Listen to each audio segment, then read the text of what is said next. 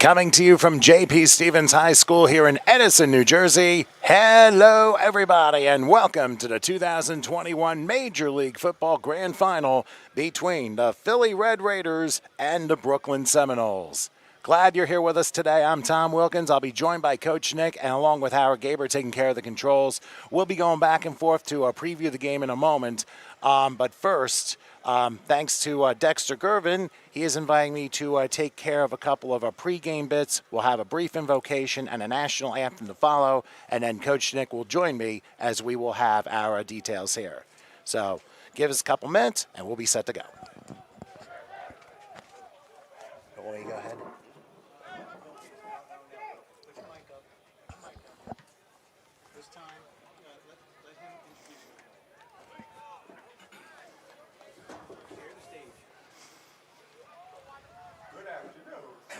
Good afternoon, and welcome to J.P. Stevens High School football field for the MLF Championship game, featuring the Philadelphia Red Raiders, number 2 seed, and the Brooklyn Seminoles, the number 1 seed.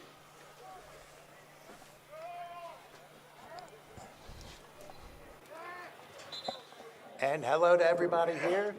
It's Crazy Tom. Want to congratulate both teams for a wonderful 2021 season. And obviously, we have a great game ahead of us coming up in a few minutes. But first, a couple of pieces of business. At this time, we'd like to ask everyone to please rise and please remove your hats, as we like to have a brief invocation before we get started here today. So at this time, let us pray. Dear God in heaven, we thank you as always for this day and for this beautiful weather that you've given us for the 2021 Major League Football Final today. Please bless the players for a safe and injury-free game. Please bless our officials for a fair contest. And please bless all of our fans here in attendance today that they have an enjoyable time. We know that without you, Lord, nothing is possible. We ask for your comfort and grace as we pray for our first responders in healthcare and in safety for continued protection. We also pray for those affected by the COVID-19 pandemic from last year. And at this time, please join us in a moment of silence as we remember those from our league whom we lost during this pandemic.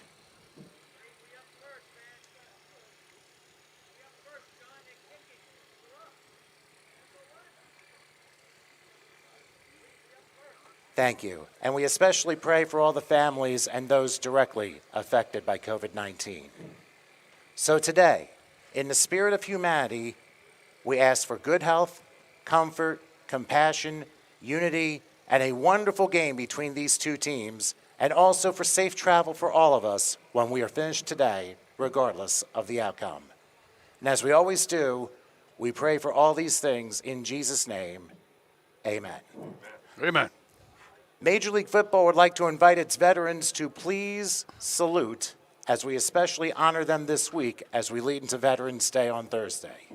So to honor them and to honor America, let us now bring you our national anthem.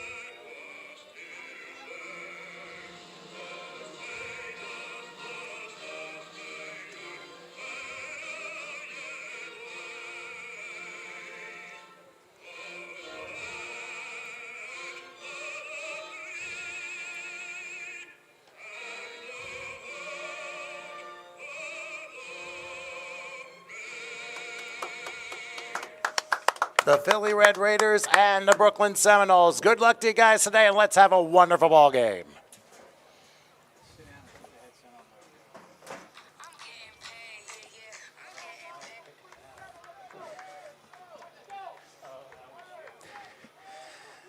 All right, are we back here? All right. Once again, Tom Wilkins here with Coach Nick and Howard Gaber taking care of the controls. Back here in 50-yard line position. Brooklyn Seminoles will be receiving the football first. And Coach Nick, these are two very well-schooled football teams. You have one team who's a defending champion from last year, winning the championship at Patterson Eastside High School. Now they look to do it again. What do you think Brooklyn needs to do to repeat its course, Nick? Well, let me tell you. First of all, it's very encouraging to see that the league is structured such that the number 1 and number 2 teams are the teams that deserve to get here in their ranking from the playoffs. They're both big, physical, very athletic, and it's going to be a tough game. I think this is going to be a ground pound and punch them in the nose type of football game today. Everybody looks like they're ready to rock, and it's a beautiful day, as you say. So, like we said, God willing, everybody stays healthy. Let's have a great football game. I'm looking forward to it, Tom. And I definitely am as well, Nick. As I said, the Brooklyn Seminoles will receive the ball first. They'll be going right to left. Philly will be going left to right, and we'll switch sides during the second quarter. Referee blows his whistle, and here we go with the 2021 MLF final. It's a very short kickoff taken by the up man at the 24-yard line, and I'll get as far as the 36. And I believe that was Davin Collins, the up man free safety, who was able to bring him over, and they're going to spot him at about the 37. So about a 13-yard gain, but a flag down on the kickoff. So hold your horses. That's typically an offside by the kickoff team. However, that was it's a very comfortable cushion. 36-yard line is a great starting spot. Let's see if they can better that, or at least get back there now on the second kick. All right, so the penalty is against the Red Raiders. Of course, they are dressed in all red. The Seminoles are in their maroon tops and their white pants with gold helmets. Philly, of course, in the black helmets. And Red Raiders trying to become another new champion, which has been happening with Major League Football for a while. We have very rarely seen repeat champions. And as far as Brooklyn is concerned, they're looking to do it back-to-back years. Last year, Brooklyn won handily over the East Penn Raiders out in Patterson, and now, here in this Sunday afternoon, we will try the opening kickoff again, and here it goes. And again, I believe it's Collins to take it at about the 24-yard line. He will go left, again, better return this time, crossing the 40, again tripped up at about the 43-yard line. So that offside penalty ended up working in the favor of the Seminoles, plus 2 more yards. And G-Block, otherwise known as their main quarterback, Gerald Wilson, he will take the reins first for Brooklyn as they get 1st and 10. Great field position to start this out, Tom. This is they're at half field almost, and as we say, football is a game of location, location, location. It's like real estate, and the location on the field, whether you're offense or defense, really dictates the game plan and the evolution of the game plan as it's been developed. So it'll be 1st and 10 for Brooklyn. Gerald Wilson has his ball spot at the 42-yard line. Now, usually with Brooklyn, you'll see them pretty much be in one set most of the time. You'll usually see G-Block in the shotgun formation, and you'll see at the very least a 4-wide set here. So let's see how they line this up here. As to the left of Wilson is John Morrison. He'll be to his left. 1st and 10 from the 42-yard line, and they go read option, and Wilson gets pretty much a yard to the 43-yard line, so a good job by the Red Raider defense to close the hole, Nick. So I think, what do you think is going to be the key, Nick, for the Red Raiders to stop this high-powered Seminole offense? Because you know they're going to be going up-tempo like we're about to see, and you can answer the question after this next play. 2nd and 9 for the 43-yard line, same formation as before. And I think the Red Raiders jump, so a free play for Wilson, who throws it deep left side and too high over the head of Juan Colon, incomplete. So, but it's going to be a 5-yard penalty for offside. But getting back to your question, what do you think the Red Raiders have to do to stop these Seminoles? Well, first of all, it's a feeling-out process right now. These guys come out, Seminoles come out and spread. So obviously you're trying to spread the defense. They will try to run in between the tackles and run the RPO with Gerald to see what they can do to get the defense to tighten up and see where it's going to happen. Defense just has to come hard. They're a big defensive line, and if their linebackers pursue, it'll be an interesting evolution of how this defensive structure dictates the rhythm of the game. 2nd and 4 from the 48-yard line. Once again, Wilson in the shotgun, but now he's audibilizing and changing plays around. You'll always see him pretty much all the time in this 4-receiver set. Now he's surveying what the Red Raiders are going to do. And now he hands off to a Morrison sweep right, crossing midfield, still going to the 40 and going down to about the 37. That's going to be a first down. That's a good play call on the part of Morrison, who was able to sweep around and gain himself what looks to be probably about 17 yards on the play. They're going to say the 35-yard line. Well, look what the Red Raiders did. They were bunched up. They had 8 or 9 in the box, one high, and the Seminoles decided, let's test the outside, let's see if we get the edge. It was a great play, and they're going to have to get linebacker pursuit to stop that. Well, they're going to give the Morrison again on first down. He finds one up the middle, and they're going to say about the 31. Probably about 4 yards on the play for Morrison, who's out of Flushing, New York, the 6'2", 230 running back, 220 running back, rather. But once again, you're looking at a Seminole team that very rarely huddles. They basically call the play from the line. And that'll start things up with a 2nd and 6. Ball at the 31-yard line of the Red Raiders. Opening drive of this game, the 2021 MLF Final here on the HSG Network. Thanks so much for joining us. Here is Wilson back, and he's going to lob a pass that is incomplete. And I'll tell you what, somebody got a hand on it. That might have been Robert Cornish from Upper Darby High School, who deflected a pass that was intended for Langley Young. I would have preferred to see number 81 got that catch with 2 hands instead of 1, and he would have had a sizable gain. But notice again, the Red Raiders are playing like 9, 10 in the box, so they're looking for the run, and they're going to try to stop the short pass. So let's see how Gerald responds here. Once again, 3rd and 6 from the 31-yard line. They're going to give it to Morris, and he's going to sweep right again. There's a flag down as he goes out of bounds near the first down marker, but I have a feeling we got a holding call coming against Brooklyn. Because the flag came and was thrown pretty much into the offensive line, and that's going to hurt Brooklyn's drive if that is the case. I think I can give you a much more clear answer after this first several plays, Tom, on your original question in terms of what the Red Raiders are going to do. They got a big physical defensive line. And if the Seminoles are going to try to go inside, it's going to be tough, which we've seen 3 times already. They got the edge twice, unfortunately a penalty on this one. So the key to the Red Raider defense is going to be linebacker pursuit laterally across the line of scrimmage to try to seal that edge because they got a real good running back there for the Seminoles. So 10 yards from the spot of the foul. It's now 3rd and 17 from the 42-yard line. As Wilson looks to have everyone lined up properly, he's going to make a change in the play call. And you know how bad these holding penalties absolutely kill drives, and we'll see how Brooklyn responds here. 3rd and 17. Wilson to shotgun will take it. Back to pass. He's rolling. He's under a rush. A screen pass, and it was deflected. Incomplete. That was headed toward Morrison, but the ball was tipped incomplete, and we'll see what Brooklyn does on 4th down. By the way, the officials for this game, the head referee, Dr. Phil Harding. Umpire is Harry Greer. Head linesman, Paul Mastropietro. Line judge is Larry Ferrari. Side judge, Bud Pruitt. Field judge, John Shallett. And the clock operator today is Pat McCann. And it looks like Brooklyn's going to punt on 4th down, being 4th and 17. And Coach... And I'll tell you one thing, for the Red Raiders, that's got to be a momentum boost for their opening drive. Wouldn't you think, Nick? Well, absolutely. That was a key play right there, because if that screen had been complete, there was nothing but about 35 yards of open spaces with 2 or 3 blockers in his path, and that would have been a long gainer. So that was a very, very big play. Oh, they're going to fake the punt, and getting to about the 40 to 39. That's it.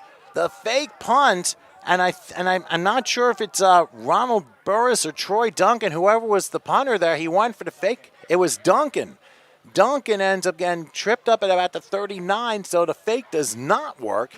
And the Seminoles turn the ball over on downs. And field position could be a key part of this game, Nick, especially after what we just witnessed. Well, that was, from a coach's perspective, from mine, I don't guess. I don't know who called the play. Sometimes punters see an advantage and they think they're going to get it. But had that been a much shorter distance to first down, it may have been a little bit better advised. I thought it was a little ill-advised this early in the game to give up this kind of field position when they could have buried him down here inside the 10-yard line with a pooch punt.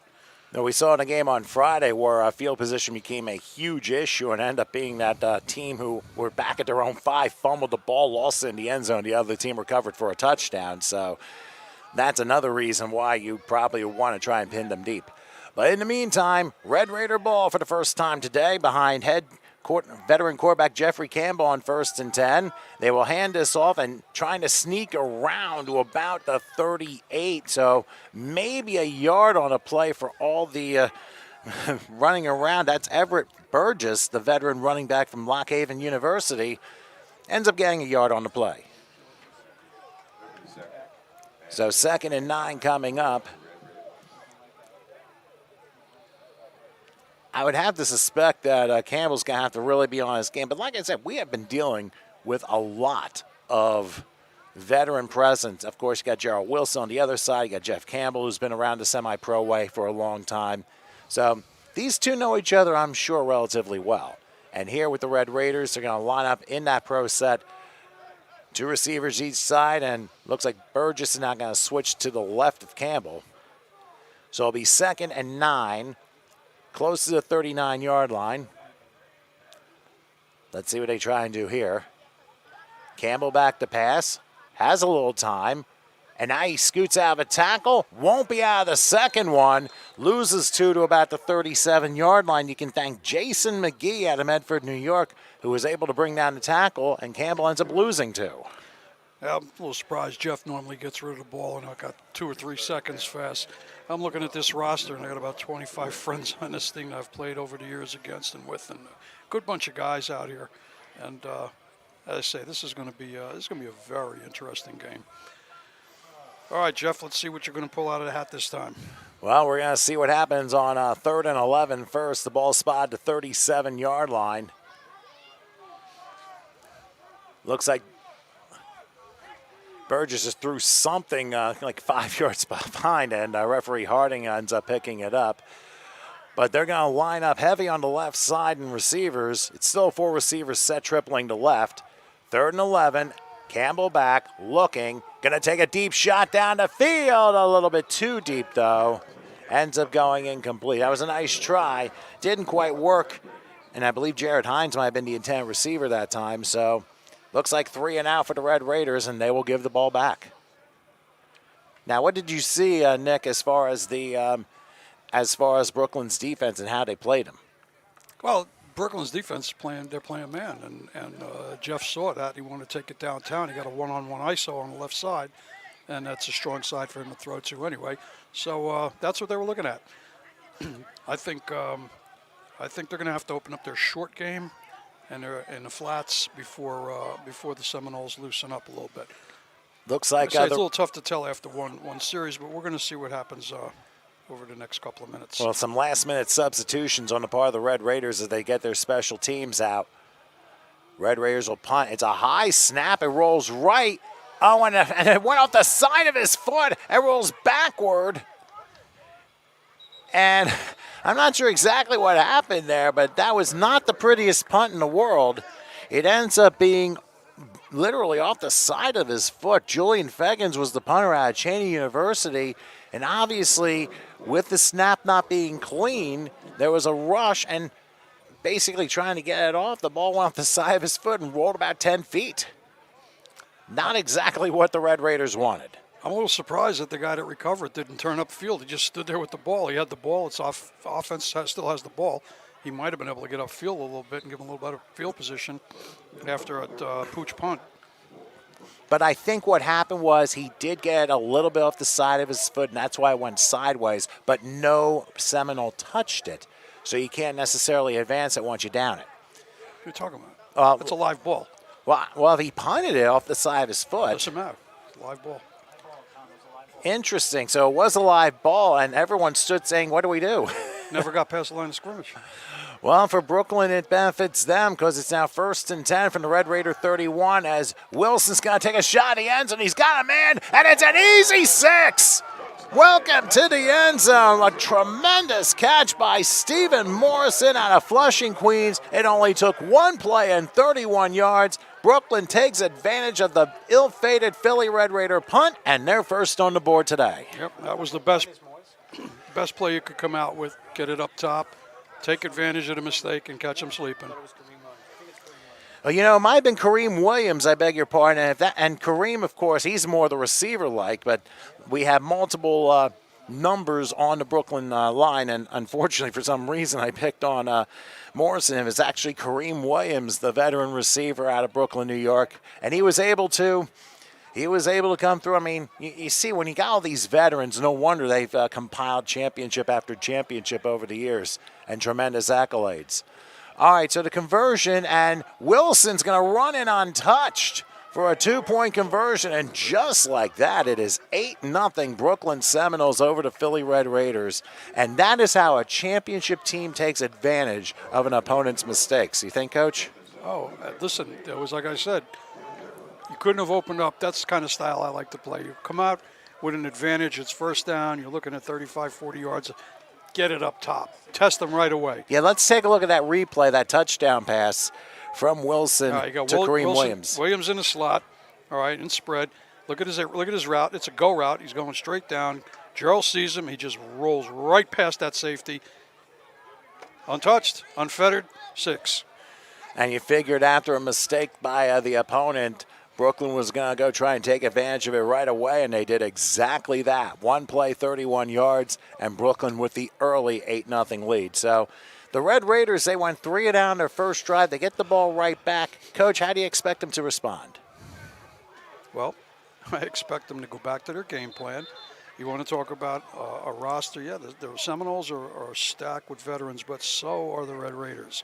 As I said, I know about 25 of these guys. They've been around a long time, and they're all top-flight ball players. So it's a matter of just getting settled. You're in a championship game. Get rid of the little jitters. Get your first couple of hits in. Make your mistakes early, and move forward. Well, sometimes these things happen, and usually the opening sequence doesn't necessarily define how the rest of the game's going to go.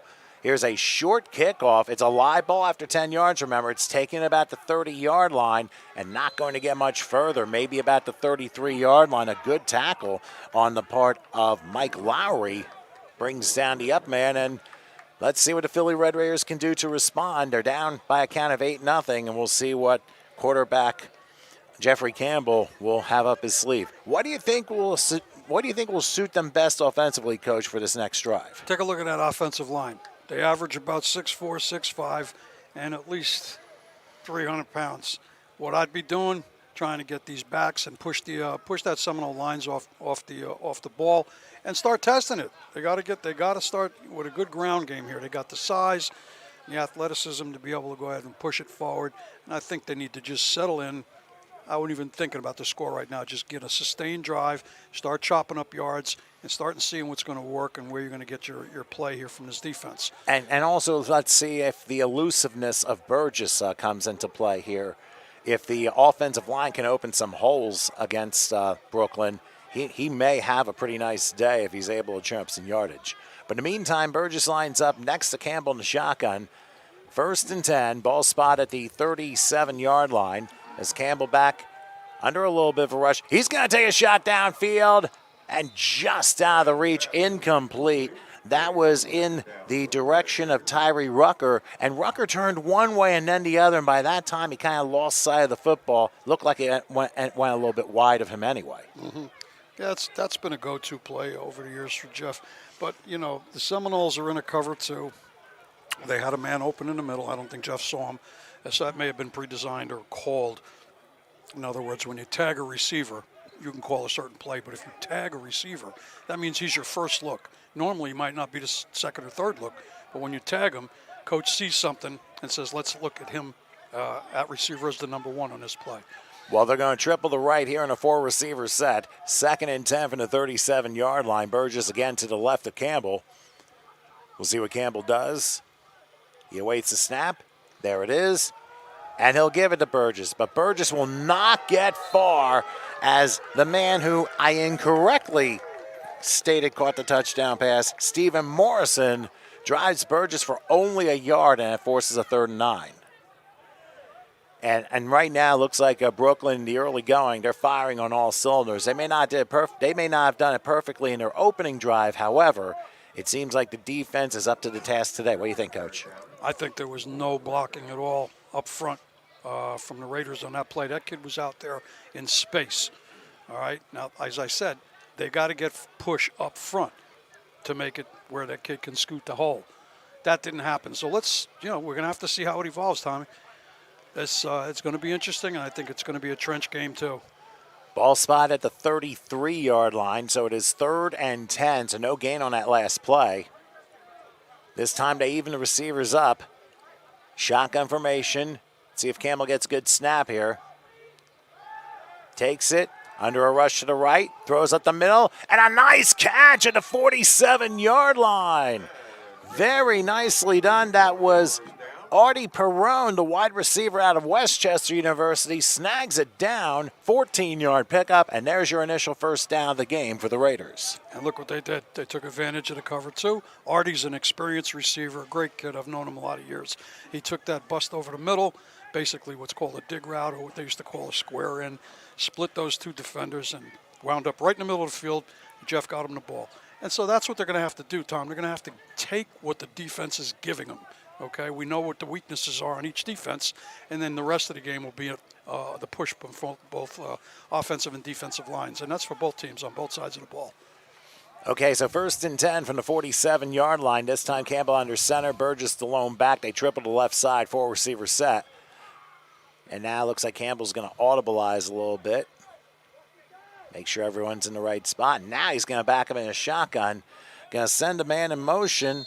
Shadi Cheeseborough was the man in motion. However, they took too much time, and it's delay a game. That backs them up 5 yards, and it's plays like that. I mean, you did something well. You just don't want to find yourself making a mistake, and that was not exactly the right thing to do. Untimely. Like I told you earlier on, mistakes are going to be – they may factor heavily in a game like this. I'm a little surprised that they usually get off the ball quicker than that. And I wonder, this may be very minimal, but it makes me wonder how everyone dealt with the extra hour of sleep last night, if that had any extra effect.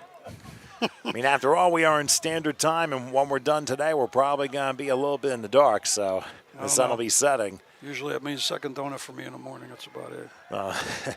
Well, anyway, 1st and 15 for the 42. Here's Campbell. Back the pass. Going to throw left. There's a flag down. Pass incomplete, and Brooklyn's already saying holding on the Philly Red Raiders. And Dr. Harding getting the signal. And that's really going to hurt the Raiders with that 10-yard penalty. So that's going to make it 1st and 25. So I'll tell you already what, that's rough. I'll tell you what. Ronnie Burris, number 9, that left defensive end, is giving the right side of that offensive line of Raiders, giving them what for right now. He's been in and almost got a hold of Jeff twice in a row. I give him credit for standing up in the pocket, stepping in, and getting the ball off. But that would be Troy Duncan. That would be Troy Duncan, I believe, at defensive end. Oh, that's it, number 9. Well, there's 2 of them. Like we mentioned, Troy, multiple numbers on offense and defense for Brooklyn. Yeah, which I thought he they've looked had, a little taller than Ronnie. Yeah, but he's making headway. Watch him on his play. He's coming hard. They moved the back over to pick him up. All right. Well, 1st and from Edison to Oldbridge at this point. Here is Campbell back to pass. He'll throw right and through the hands, incomplete. That was intended for Stanley Bayless at Westchester. Just went through his hands, and it forces a 2nd and 25. Can't ask for a better ball than that. Jeff put the thing right on the money, hit him right in the number. I think I might have lost concentration for a second there. All right. So we're letting you know it's 2nd and 25. The ball spotted at the 32-yard line, which I believe was where they began to drive. So we'll just hang in there. We're just doing a chord switch here, and we'll be back to a live action momentarily. So we're going to audibilize from a radio standpoint for a moment. So at the 32-yard line, the Philly Red Raiders with 2nd and 25. Let's see what Campbell does here. Burgess to his left.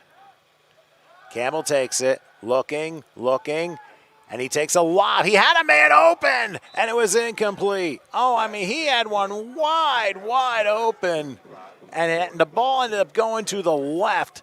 I mean, you talk about wide open. Tyreek Rucker is like, you've got to be kidding me. But I'm wondering if Campbell didn't see him. I don't think he did. He took a hard look to the left. But, see, some of these things are poker tells, and, you catch this stuff on film, and you see tendencies. Now, they had 3 deep on that, so they were in a cover 3. And if you got that kind of yards to pick up in a cover 3, you got to send 4 verticals. That's how you break a cover 3. They did not do that. All right, so 3rd and 25 as the Philly Red Raiders are at their own 32-yard line. They did pick up a first down on this drive, but a delay of game and a holding penalty, they basically gave that yardage right back and then some. Campbell in the shotgun. Let's see what he tries to do on his 3rd and long play. Calls his own number, tries to elude a tackle, and maybe gets a yard to the 33-yard line. Tremendous pursuit by the Seminoles that time. I believe that was led by number 51, Georges Geedon, the defensive end. I think he had him by the shirt tail there and pulls him down for a yard, and looks like the Red Raiders will have to punt there. Yep, that was a broken play, Tom. That was not planned. That is not Jeff's style, nor is it the style of the Raiders to pull a play like that. But what do you do on a broken play when you just try and move forward? Make the best of it. That's what he did. It was a broken play. Yeah, I mean, you wouldn't expect it to be a Michael Vick style of play where he could possibly get 25 yards and elude so many people. I mean, that's very difficult to do against this Brooklyn team. Now let's hope the punt for the Red Raiders works out better than the first time. Here's a snap. They're coming much more like it. Taken, and touched at the 31-yard line, and running over to about the 39-yard line is Kareem Williams. Looked like he had it and went through his hands, but one bounce he picked it up and was still able to get some positive yardage out of that.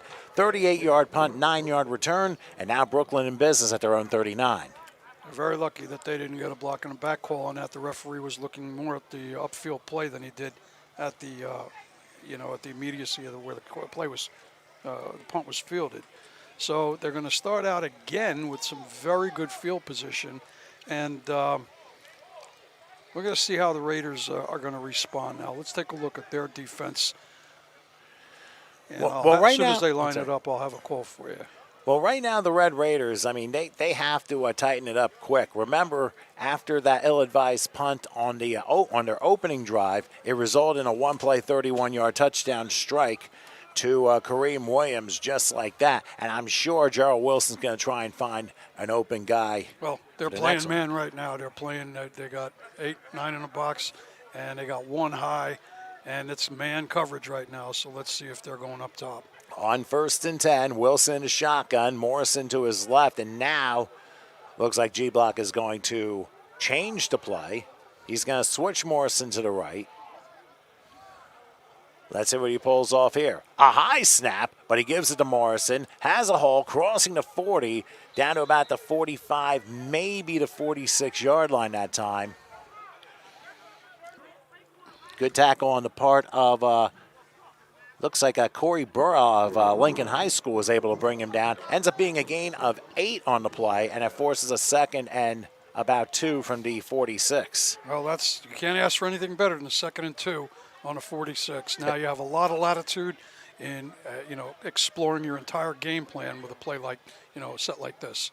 And he almost juggling the snap is Wilson, but he gets to the 49-yard line. That was a little bit of a broken play. It still results in a first down. Good tackle on the part of number 25. That's Bryant Lewis Jr. out of Salem Community College down in South Jersey. And that's a tough nut. You don't want to run into Lee Lewis. But that was a design play. The quarterback was taking it all the way, and he got what was necessary to get the first down. Smart call, easy call, but he took a licking.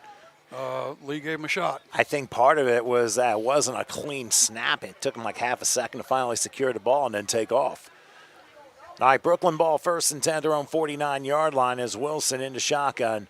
Morrison to his right. takes a snap. He's looking. He's going to throw to his right. Nice catch at a 45-yard line. Mike Lowry was the one who brought it down for a gain of 6. Makes it 2nd and 4. But I'll tell you what, it looks like the Raiders were getting a little bit of a pressure on Wilson that time. And that's, I think, it could be critical come later. Now, they got good pressure, but the pocket held, and the coverage downfield was very good. He found that receiver. And now, on that 2nd down, we have a flag down. As the snap came in, I don't think anybody moved. And that's going to be a false start against Brooklyn, so they're going to give 5 of those 6 yards back and force a 2nd and 9 from around the midfield stripe. Coming just over a minute left here in the first. Brooklyn, of course, the 8-0 lead. They got on a touchdown pass to Kareem Williams, 31 yards out, and, of course, Wilson brought in the 2-point conversion. So let's try it again, 2nd and 9. Turning around is Wilson. Will throw the pass. It's caught, and Lowry is just brought down by a bunch of Red Raiders there for a couple-yard loss. So good job on the far side by the Raider defense, knowing what was going in their direction. So that forces, and it looks like it's going to be a 2-yard loss. So Brooklyn facing a 3rd and 11 from their own 48-yard line. We'll see if they get one more play off before quarter time. Wilson, of course, gets all the calls basically from the sideline down at the huddle. And keep your eye again on Kareem Williams. He's lining up left slot here in this spread formation. Wilson has Morrison to his right. Final 10 seconds and counting. 3rd and 11 from the 48. Wilson back. He's going to be rushed. And he's going to go down. Or he's not going to go down. Hold on. And now he's going to try and make something of the play. And he's going to throw a Hail Mary pass that is going to be caught. How about that? From the 20, a missed tackle. He's going to be in the end zone. And there are no flags. Hold it. There is a flag. Down to 42-yard line on the Red Raiders side. So that'll be an ineligible receiver downfield. That's what happens. You are correct, Take Nick. that much time to throw the ball. You got linemen out there trying to pick up a block, trying to protect the quarterback, thinking he's going to run, pulls up and throws it. Invariably, you're going to get something like that happen. So great play, great for football, but it's all coming home. Unfortunately, the illegal player downfield will make it 3rd and 16, but that was a heck of an effort. Anyway, we're at quarter time. The Red Raiders trailing the Seminoles 8-0. We'll come back with quarter number 2 right after this.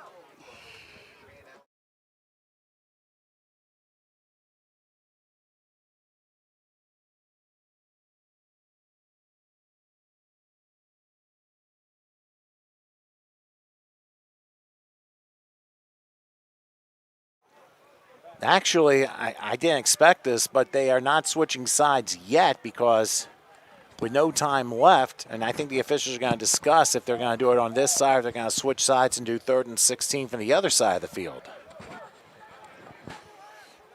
And obviously the Brooklyn head coach is like, what is going on here? So even though there's no time left, they still have untimed downs for quarters, which I'm not necessarily familiar with. But let's see how this all plays out here. It's going to be 3rd and 16. I mean, there would have been an ineligible play. With that ineligible player downfield, it nullified a 51-yard touchdown strike. And now I think a timeout's being called, even though there's no time left here in the first quarter. So right now for the Brooklyn Seminoles, I mean, they've been dominating the play, especially on defense. But, Coach, what do you think the Red Raiders need to do to try and tighten things up? They've had a couple of nice plays, but they obviously still need to do a little bit more. Well, here's what the Seminoles are doing. The Seminoles have stayed in spread. They've shown that they're going to run.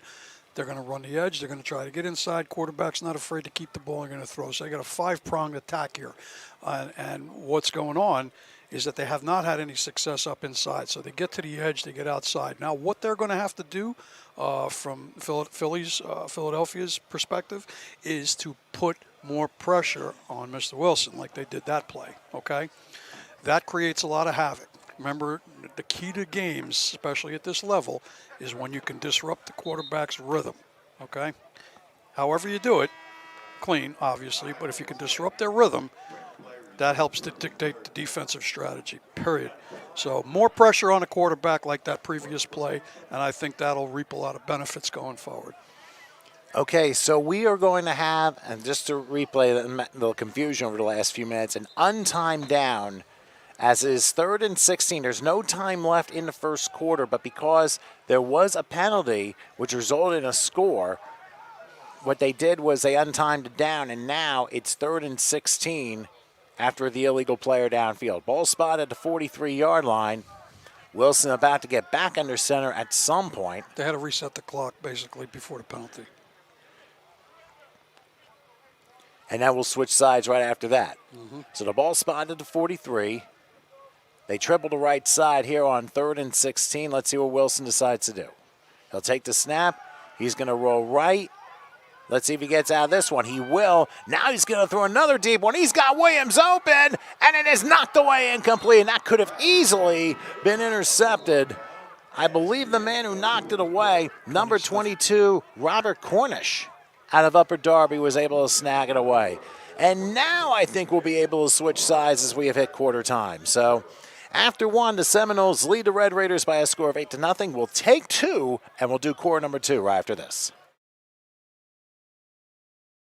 Is your indoor air working properly? Edison Heating and Cooling is your neighborhood's trusted professional since 1987. Just give a call and a trained comfort advisor will meet with you, do a full inspection, and discuss your options from repair to upgrading to a new high-efficiency system that could save you up to 61% of your energy bill. Our fully trained technicians install and service all systems, including premier Carrier products for both residential and commercial customers. All day, every day, count on Edison Heating and Cooling.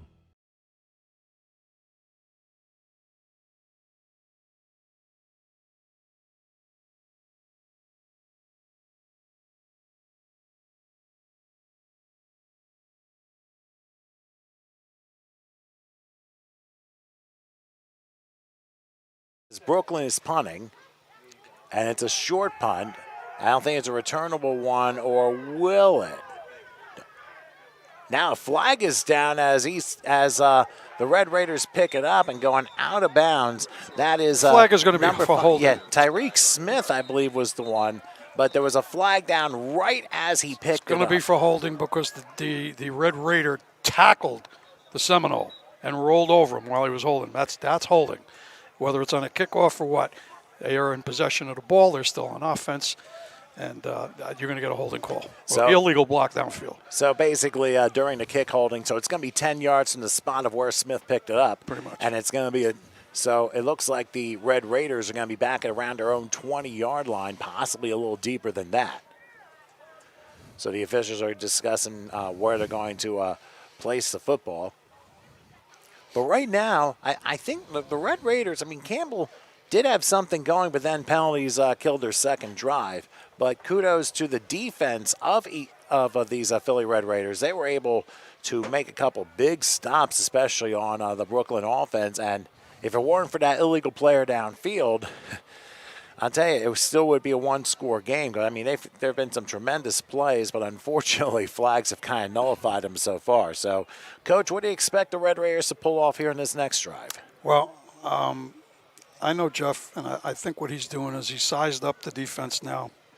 He knows where he's got to go, and he knows which receivers are going to get open for him. I'd keep my eyes on number 15. All game, okay, because he's a go-to guy. And I think he's going to start to hit the shorter zones and the flat passes. Jeff likes the outside. He likes the flats. And he's had a lot of success over the years doing that, as well as going deep. But I still say they've got to start to establish a run game, Tom. We're not seeing much of a run game from either team right now. And I think that really, we're going to have to get back to that at some point. Well, after the penalties assessed, the nose of the ball is at the 10-yard line. So for those Philly Red Raiders, they have a long way to go to try and potentially tie this game up. So I would not be surprised if Campbell tries a shot down the field during this next drive. But we'll see how it all plays out. 1st and 10, Campbell in the shotgun. Let's see what he does here. One little bit of a tie is basically what he has to think at this point. They're going to hand it to Burgess. He has a hole. He's going to sneak out a couple tackles. He gets to the 15 and plows his way across the 20 to the 23-yard line. That's some hard running by Burgess. A gain of 13 and a first down. Nice job by the Red Raiders there. That's exactly what I was talking about. We talk about momentum swings now. When they see they can get some success inside, it incentivizes the line, it incentivizes the back, and the quarterback will rely a little bit more on that run game. Now he's got two backs set here in twins right. Let's see where they're going to go. And and Campbell is in between split backs here. 1st and 10 for the 23. He'll take the snap. He'll give Burgess another shot, and he gets this time to the 25-yard line before he is brought down by Malik Darling out of Brooklyn. Tackles him after a 2-yard pickup. So it forces a 2nd and 8, but I think right now, obviously you rely on the running game a lot, especially if it's your forte, but at the same time you also want to mix up some passes. So I think two approaches between these two teams' offenses are going to be rather interesting to see how these defenses find a way to counter them. But let's see what Campbell does here. Twins right pro set, and they may be looking. He may look to play action right now because if he can create a one-on-one, which he has on the left side, which he's not looking at, okay, I wouldn't doubt it. Let's see what he does. 2nd and 8. Going Campbell straight back. down. He does. Right in the and a middle. nice catch at the 36-yard line and a first down. Good play on the part of Stanley Bayless. He was able to grab it and pick up 11 and move the chains. And those are the short passes that they have to work. The hook, the curl, the out routes, and try to loosen up that defense a little bit. So two first downs already on the drive. Remember, the Red Raiders start at their own 10. They are now at their own 36. And that's where they have 1st and 10. I think changing it to split backs has kind of made it a little bit different for Campbell. And now he's running over to Rucker to discuss the next play. Doesn't mean he's going to go right at him, but we'll see what happens here. 1st and 10 for the 36-yard line. Here's Campbell back to pass, has time. He pump fakes. Now he's looking for double coverage. I went a little bit high, incomplete. That was a nice try. It went in the direction. Shadid Cheeseborough. Yes, Shadid Cheeseborough, another one of the veteran semi-pro players, but it was just a little bit out of his reach, and it forces a 2nd and 10. That was actually a pretty decent play design there. It was a very good play design. He's hitting the guys that his go-to guys. Deed has been around playing tight end for a number of years, played in college as well. Very good football player. And, when you get the ball in the hands of certain athletes, you know that they're going to do something with the ball. And that's what Jeff has always been able to do, get the ball in the hands of the guys that are going to make plays. All right, so 2nd and 10 from the 36-yard line. Early stages of the second quarter. Seminoles ahead 8-0. Let's see what they line up this time. It will be, they'll have it pro, and this time it'll just be Burgess to the left of Campbell in the shotgun. Let's see how they operate. Taking the snap. Campbell has a little time looking. Pocket collapses, though, and down he goes. Down to the 29-yard line, and that was Troy Duncan in on the sack, and that forces a pretty big loss there. Probably about 6 yards to the 30-yard line, so that's a key play for the Brooklyn defense, forcing now a 3rd and 16. Yep, they came up big on that one, pressured Jeff. And he wanted to get rid of the ball at half a second off, and D-line just took him to task. So, again, like I said, when you get in the trenches, whether it's a run play or pass play, you got to either protect your quarterback or from a defense perspective, you got to lock it down and pursue. And Seminoles made a real good play on that one. And they force what's going to be a 3rd and 16, ball spot at the 30-yard line. Now they're going to go empty gun here. They'll go heavy on the right, it looks like, and Campbell's all by himself. 3rd and 16. Let's see what Campbell will do here.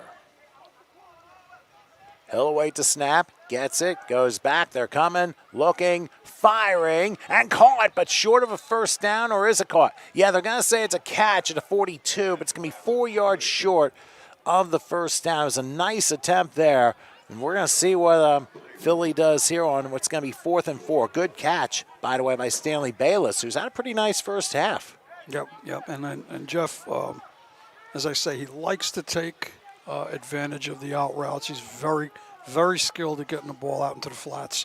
And, that's a winning combination if they can put a couple string of completions like that together. Well, they're going to need to do one more and get 4+ yards here. 4th and 4 from the 42-yard line. Again, empty gun, heavy on the right. He's going to give a hard count. Try and draw Brooklyn offside, I would suspect, but I don't think they're going to fall for it. Campbell will take the snap, has a little time, pump fakes, and is able to escape and he may have gotten the first down at the 46. He needed to get to the 46. He may have gotten to 46 and a third. So what a play by Jeff Campbell, who was able to escape, and it looks like he's also shaken up too. And that might change things a little bit. Because Campbell went down hard, but he still somehow was able to get the first down, but he's hunched over, and we're hoping he's okay. The problem is he's going to have to sit out at least one play, and that could really change the dynamic depending on the seriousness of the injury. And now a flag goes down. I've never seen a flag go down during an injury. Should be an injury timeout. Well, I don't know what the ref is thinking about. Jeff took a good shot, and I've seen him take a lot of good shots over the year. He's a tough kid. Well, it looks like he is up and standing. They need to put that flag back in the pocket. That's what they need to do. And they're going to take him out, so he's going to be out for at least one play. We don't know how serious this is, but he's fine. He got the wind knocked out of him. Yeah, maybe that was just the case. And when you get the wind knocked out of you, you're out for like 30 seconds and you pop back up. It doesn't feel good, I can tell you that much. I don't know what these guys are thinking about with this flag. He needs to put that thing right away and get rid of that thing. Yeah, they did pick it up, so ends up being a first down. The third one of the drive for the Philly Red Raiders, and the ball at the 47. They needed 4, and they got 5 on that big 4th down play. Good thing Jeff's 6'5". He stretched that right out and got that first. Well, good job. Well, right now they've got Tyreek Smith, and I wouldn't be surprised if Tyreek Smith talking to the coaching staff along the far sideline. I mean, they could call a timeout and wait for Jeff to catch his breath for a couple of minutes, because they are in no hurry wanting to break the huddle.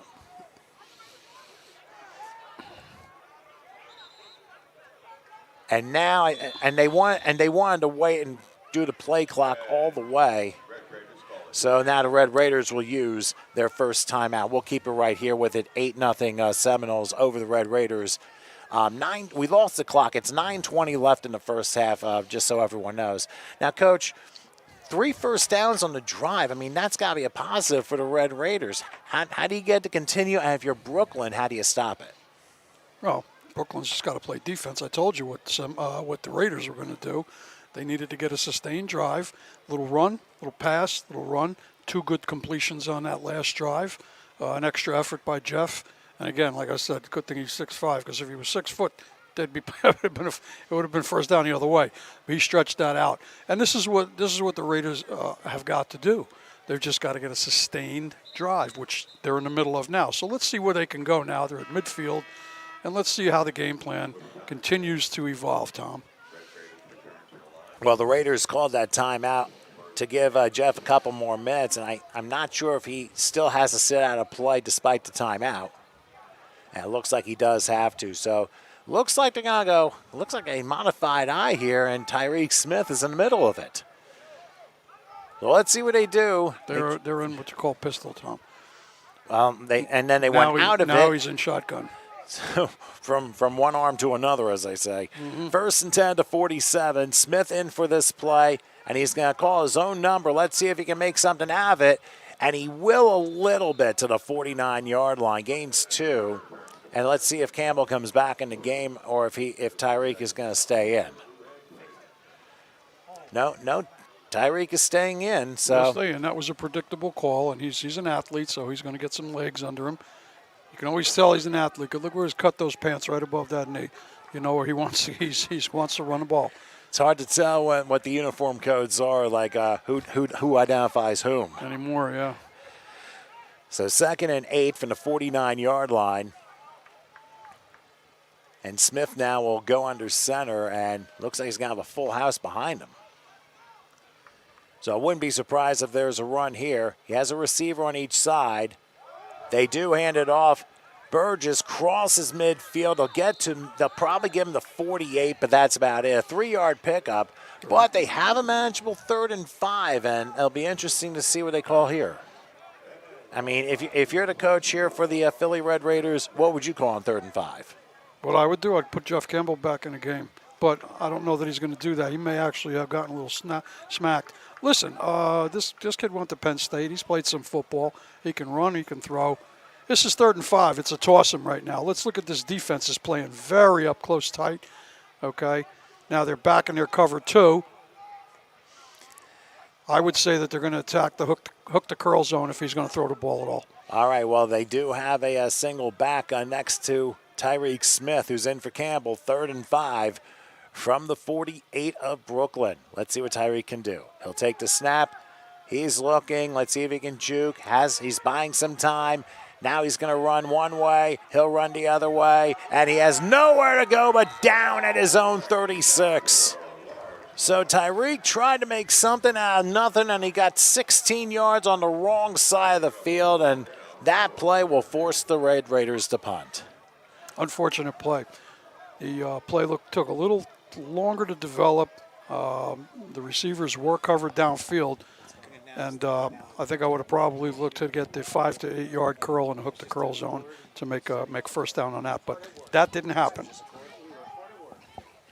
Hey, just so everybody knows, we had a little bit of a cord issue for the last few minutes. We do have it resolved, and we should be all right for the rest of the game. So thank you kindly for your patience, and we apologize for the earlier technical issues. So I think we're okay. But then again, you never know what the bugs in the system might do to us next. Never know.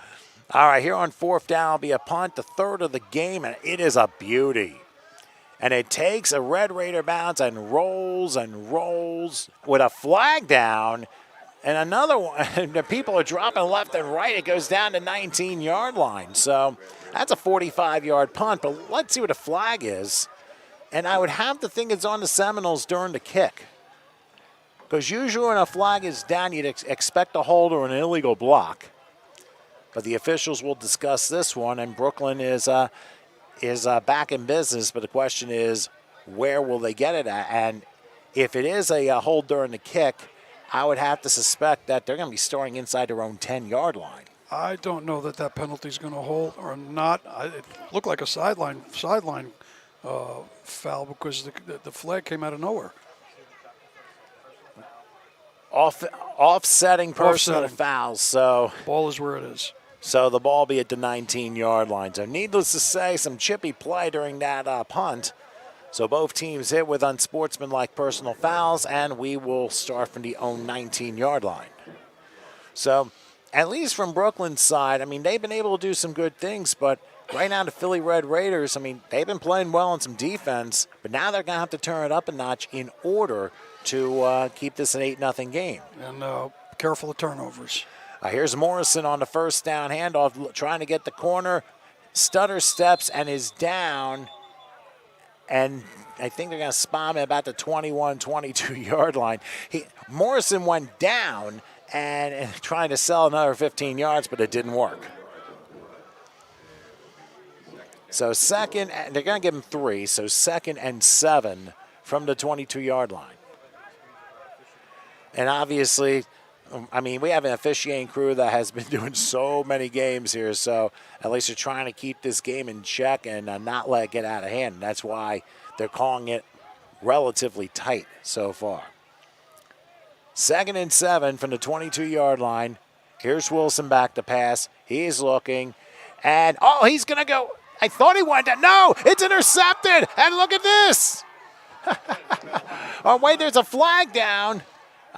Or was it intercepted? It was incomplete. Nah, the intercept, he dropped it. Well, there's also a flag down, and that might have been the area of holding because it happened right before the throw occurred.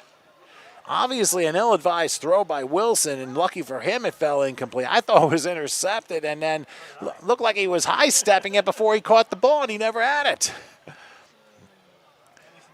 So that was a great play, but the officials will discuss the penalties here. The penalty may have been intentional grounding.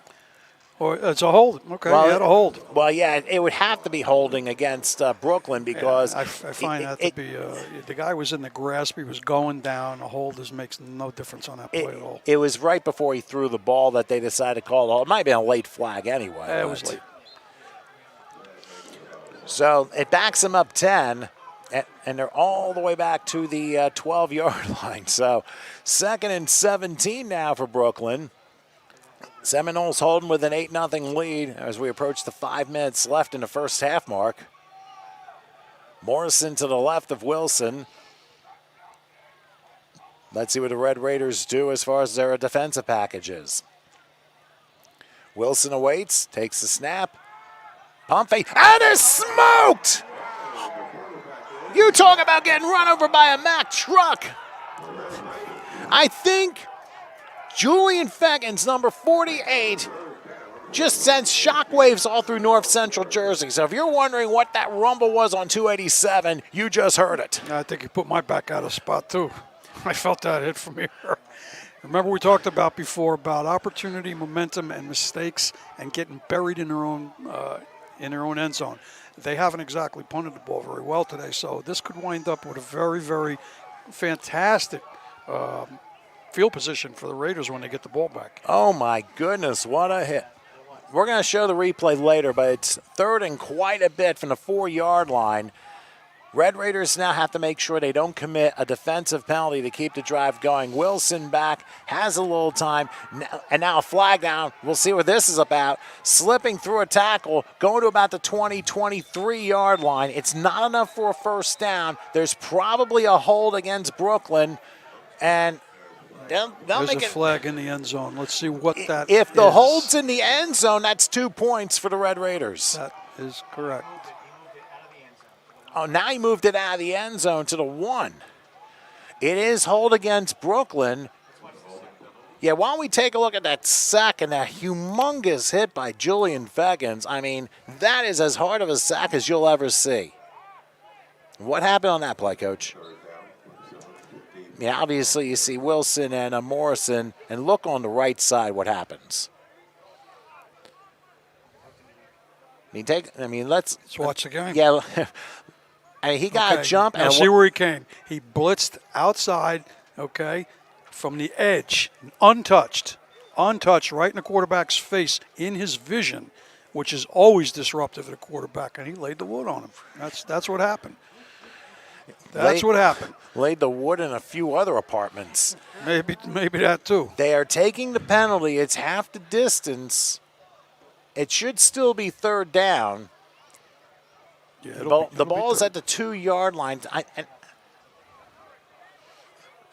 We're going to see where the officials are going to spot the ball. It might be at the 1, maybe the 1/2. They're going to have to change that box because it's 3rd down. Yeah, they're going to change it right now. Otherwise, it's 4th and forget about it. Well, that's actually not a bad ism there. All right, so it is half the distance. They've decided to accept the penalty and give it another shot. And the reason why the Red Raiders accepted this penalty, what if Brooklyn decided to go for it on another fake and being 4th and 6? That would have been almost devastating. So I'm thinking that's probably why the Red Raiders decided to allow the penalty. And you're at your own 2. It's 3rd and 27. That is a long way. I think they didn't want to have to go back in their own territory to receive a punt. Here's Wilson back to pass. He has time, and he's going to go Hail Mary. He's got double coverage, and there's a flag down. The pass is incomplete. No, pass is complete. Or is it caught? Pass was caught. Or are they going to say offensive pass interference? PI, offensive PI, end of that. That's it. And that kid's lucky he didn't get a flag for picking up that flag and throwing it. Well, it didn't matter because it's only been half the distance. He's like, you know what, we're at the 2. We might as well make it to 1/2. No, I'm talking about the Red Raider.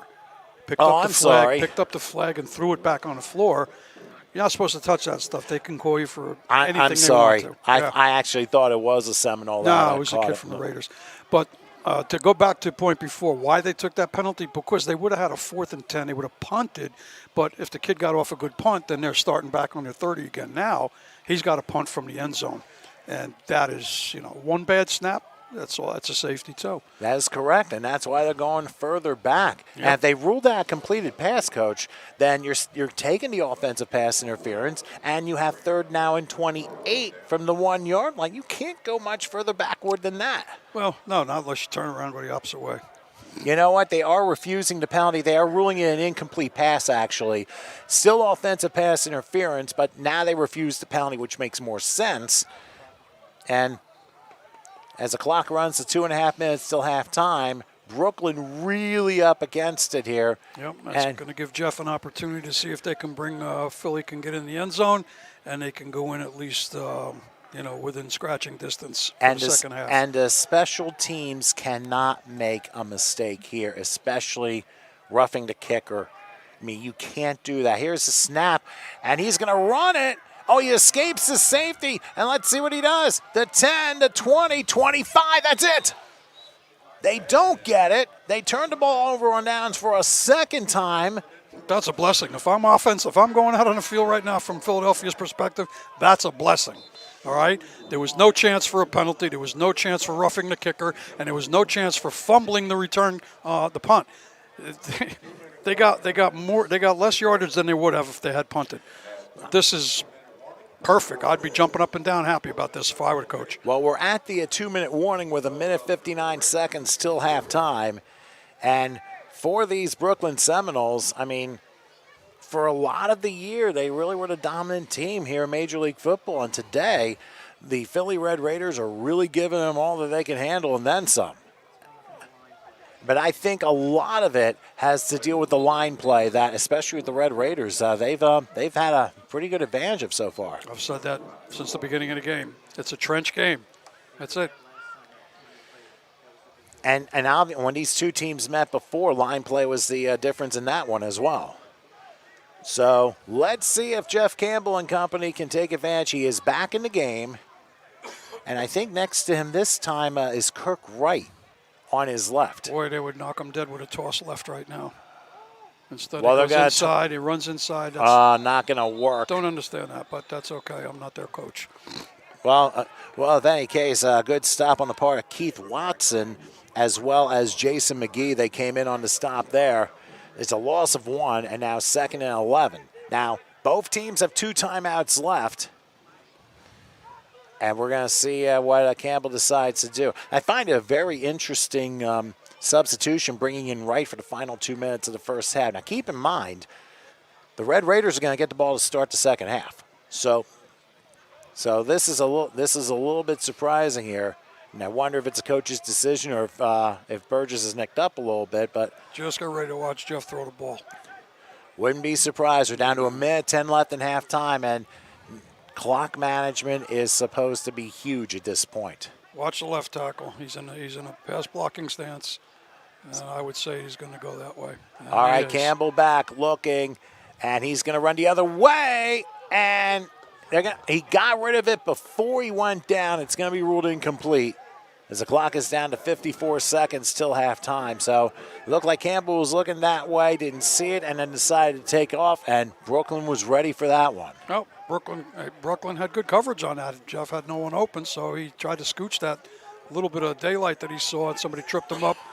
I think they're going to just have to start giving him a little bit more time, a little better protection. He's not a runner, and he's a classic, prolific drop back passer, always has been, and with a great arm. He knows the secondary, so they're going to have to tighten up their pass blocking. 3rd and 11 from the 26-yard line.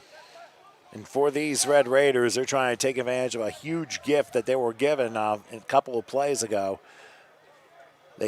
They spread this thing out. Campbell takes a snap. He's looking, has some time, fires over the middle. Pass is caught inside the 10. And a first down. And they'll have to call timeout here if they want to. Clock ticking, 43, 42, 41. They'll just spike it. It's first Perone down. with the catch. I tell you, Artie's going to catch the ball over the middle all the time. And it's a gain of 19. 1st and goal from the 7. Clock down to 30 seconds left.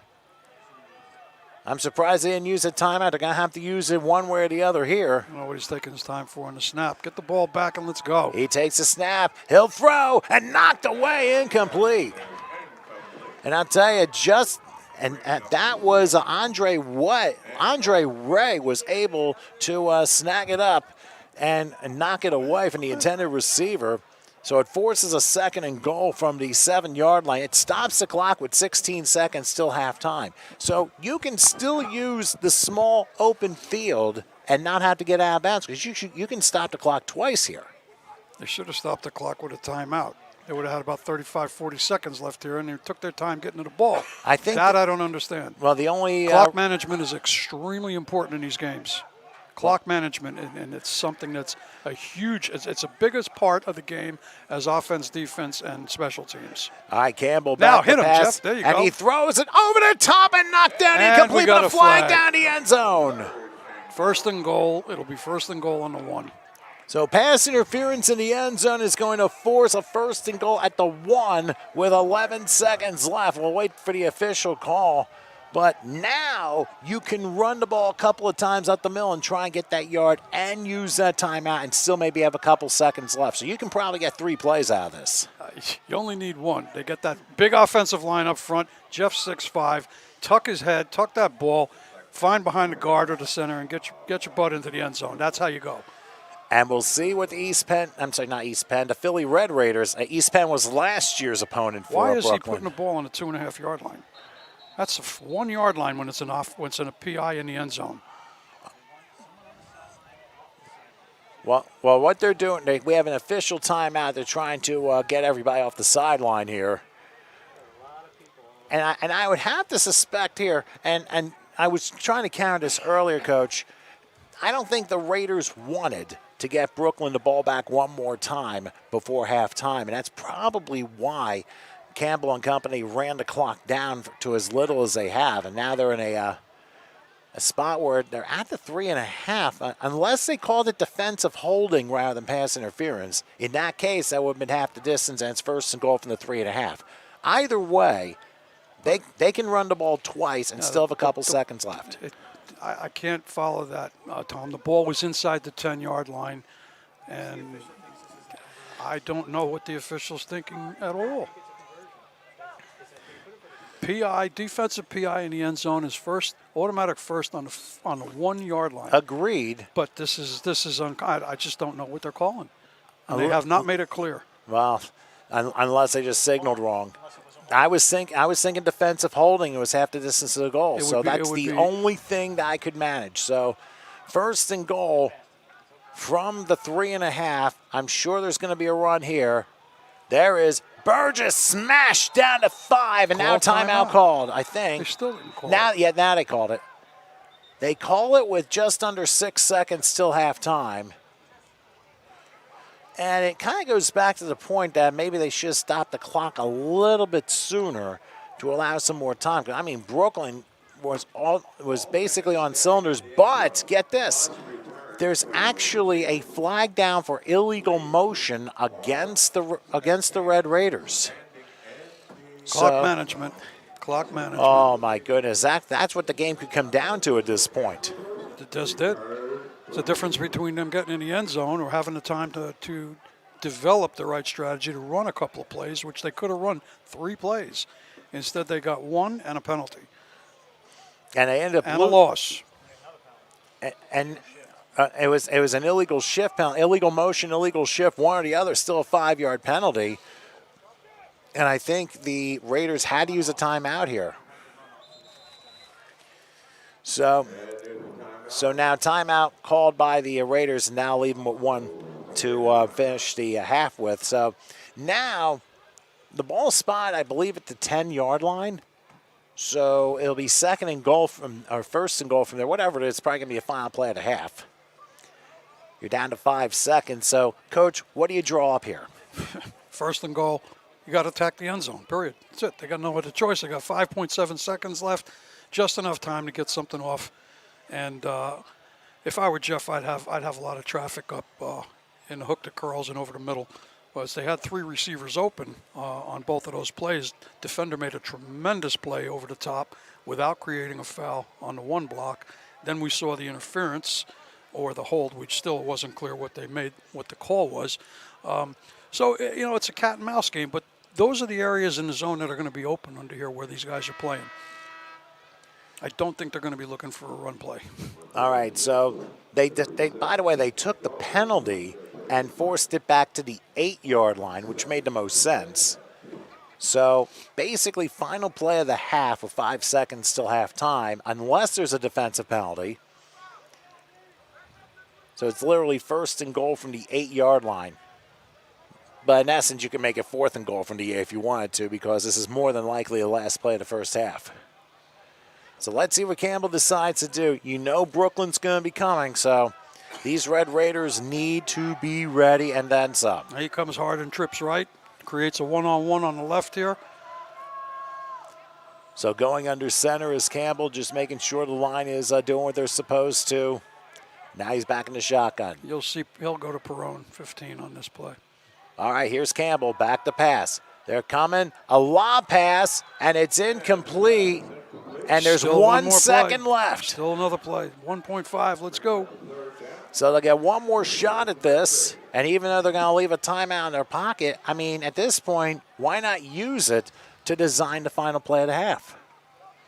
I mean, that's probably what I would do at this point. But then again, I'm not the coaches on the field. So would you try?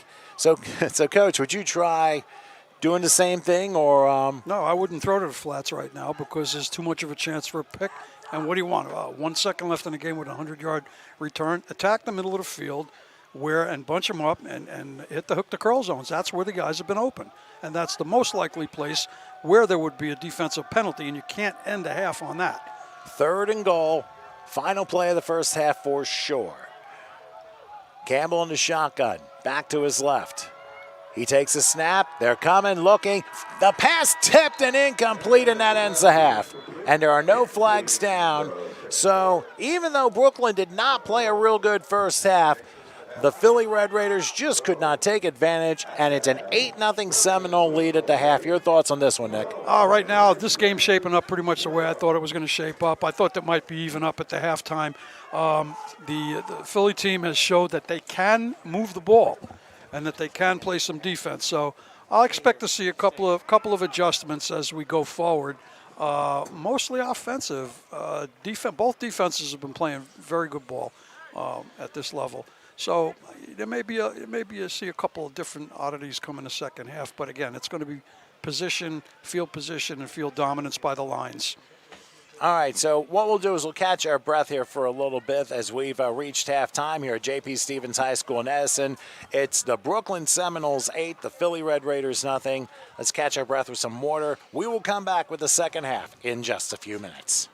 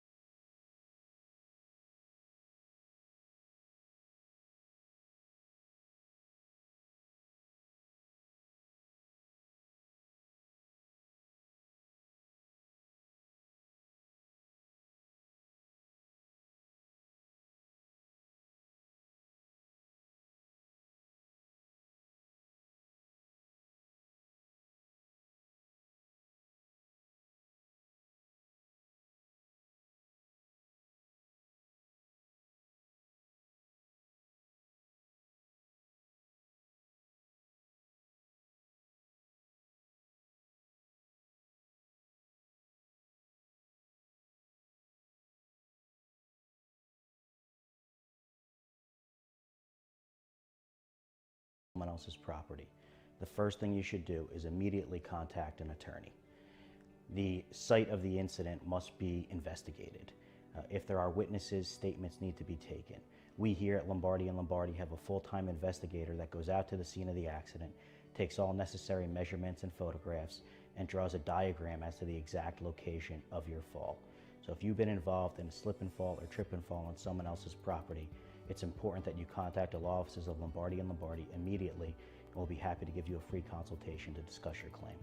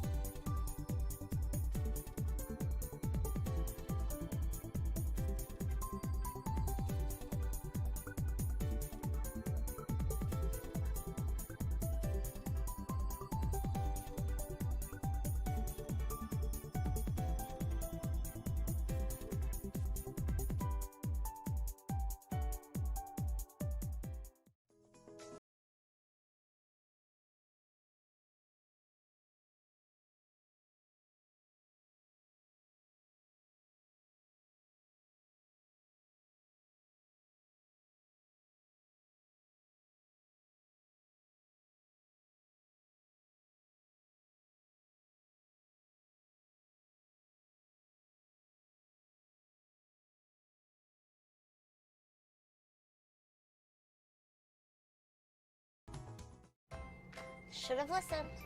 Excuse me? You should have listened to Grandpa and called Edison Heating and Cooling. You know you can always trust Edison to take care of our cooling needs. They would have given us a premier air conditioning system that actually worked. And with their reliable service, I wouldn't be here with my head in the fridge. Okay, I'll give Edison Heating and Cooling a call. Did you tell her? I think she got the message.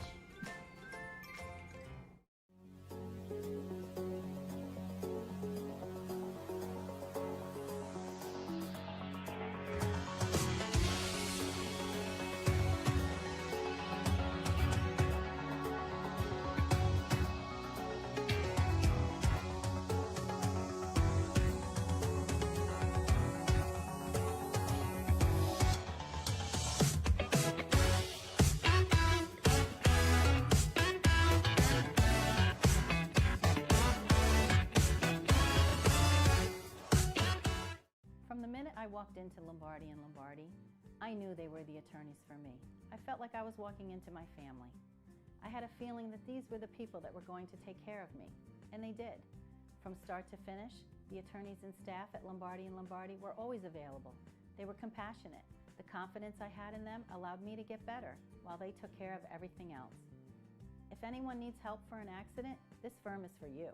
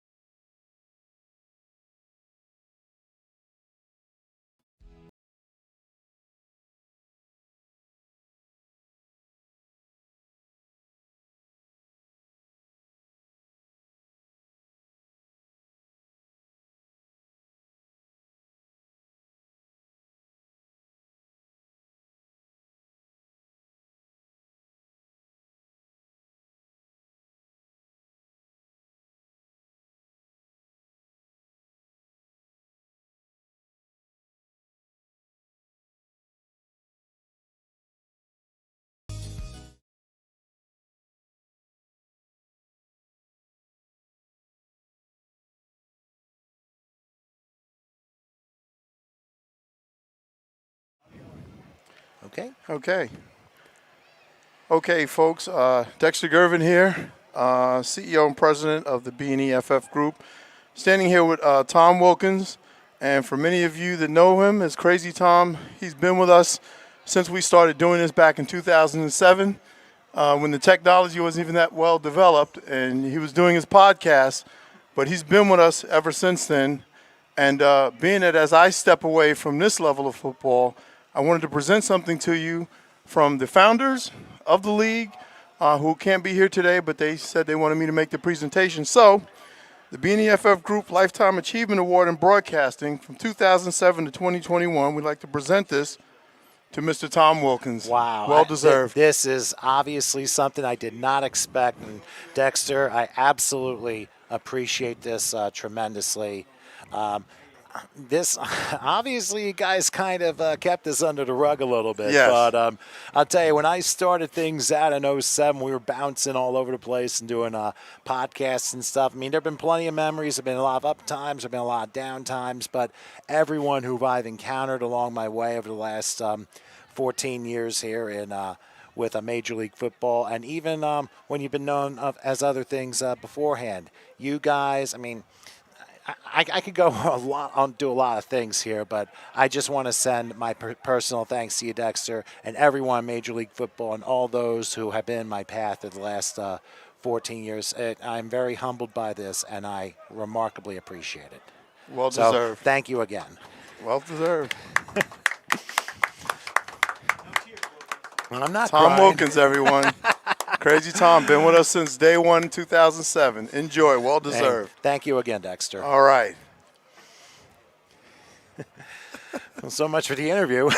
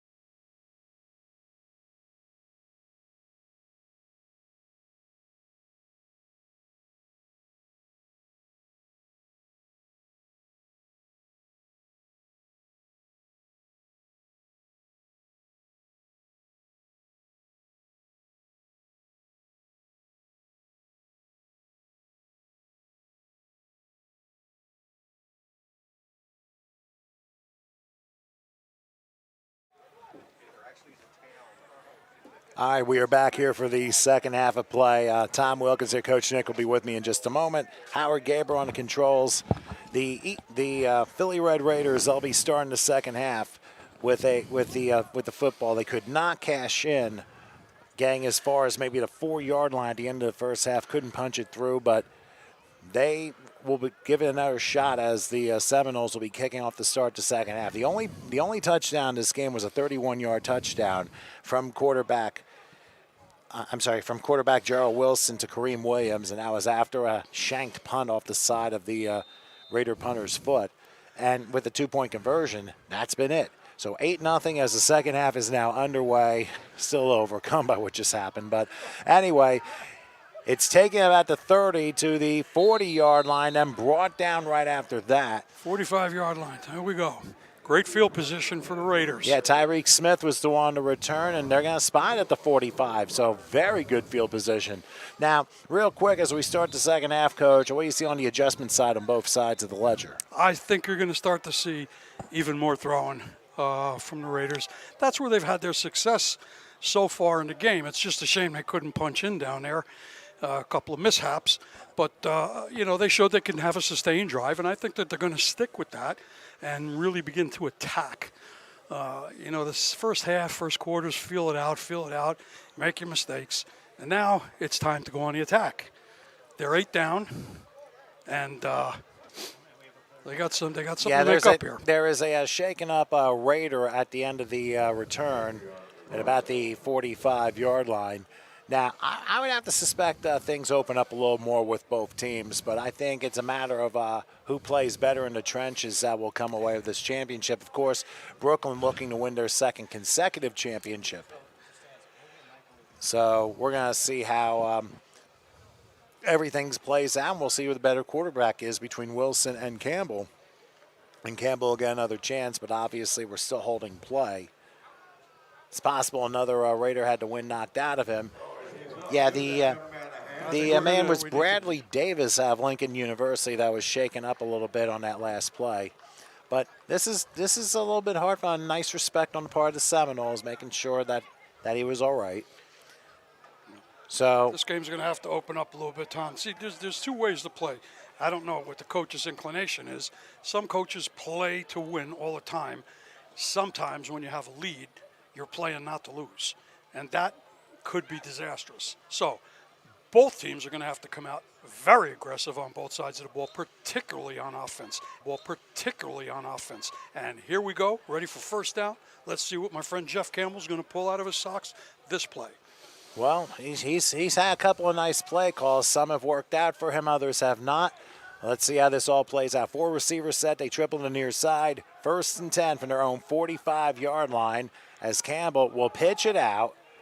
And getting a hole and slipping through across midfield to the 49-yard line, Kirk Wright, he was able to get 6 on the play. And I'm wondering if they're going to him because he might be more elusive than Burgess. What would you think? No, I think that's the play call. They must have heard the announcement before, because I said had they run toss left on that first down where they ran up the middle, they would have had serious success downfield. So they open up today, get the edge, toss right. And it was a great gain. Now he's got a lot of latitude now with 2nd and 3 to go. After a 7-yard pickup, they're going to switch to triple on the left side this time. And Wright will be standing to the left of Campbell.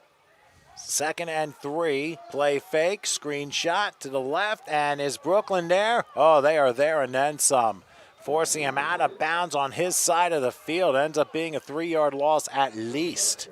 So now you have a 3rd and 6. I mean, it was a good design play call, but Brooklyn led that perfectly. Well, the play is designed as it is. I don't think it was a good call at that time, but I'm not coaching. Bottom line is that was a long handoff. Linebackers pursued down the line. They washed down, and they saw it coming. They made the play. Yeah, if I'm Jeff, I'm looking downfield. I'm not looking at the sidelines.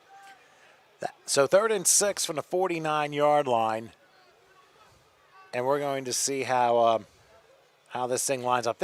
I think right now this is a critical call in this game from a momentum standpoint. I know the Raiders have had the ball a lot in the first half. They haven't been able to push it in. Big play. I agree with you. So they're in spread. Let's see what he's got for them now. They got 2 deep. Well, let's find out. 3rd and 6 from their own 49-yard line. Campbell takes a shotgun snap. They're coming a little bit. He'll throw left side. That pass is caught, and that's going to be a first down. Getting to knowing where the ball is and where the sticks are, getting to the 43-yard line. Nice catch by Bayless, a gain of 8 and a first down for the Raiders. And that, as I said earlier in the game, is one of Jeff's strengths. He does know how to get the ball and get his receivers to the down marker to get the first down. He likes to throw to the flat, and he's had success with it. So, again, go with what you do best. 1st and 10 from the 43-yard line. They'll triple to left side here on this play as Campbell awaits a shotgun snap. He's going to give it to right. He'll slip out of a tackle, get to the 39-yard line before being knocked down by Duncan. So a gain of 4 on the play, but one thing I've seen from these Raiders, they're finding the spots to run the ball, and that is helping them. 2nd and 6 is a good spot to be in, especially in your opponent's territory. He's got a lot of options here: run, pass, or play action. Play action would be real nice now. Personally, I like to throw a screen in this neck of the woods down near the green zone. It's not something defenses are looking for, and if it had not been blocked before, it would have been a big gainer. So I don't doubt that they'll come back to something like that. But we're about to find out. They'll be spotted at the Brooklyn 39-yard line. Late coming out of the huddle are the Raiders, and they're again going to triple to the left side, right next to Campbell. It's 2nd and 6. Let's see if they try doing another inside run, or if it's a pass. It's going to be a pass. Throwing left, pass caught, sneaking to the 35 and almost getting to the sticks. They may have him a yard short depending on the spot of the ball. And once again, a good catch on the part of Bayless, who has been a critical part. And they're going to give him the first down, so a gain of 6.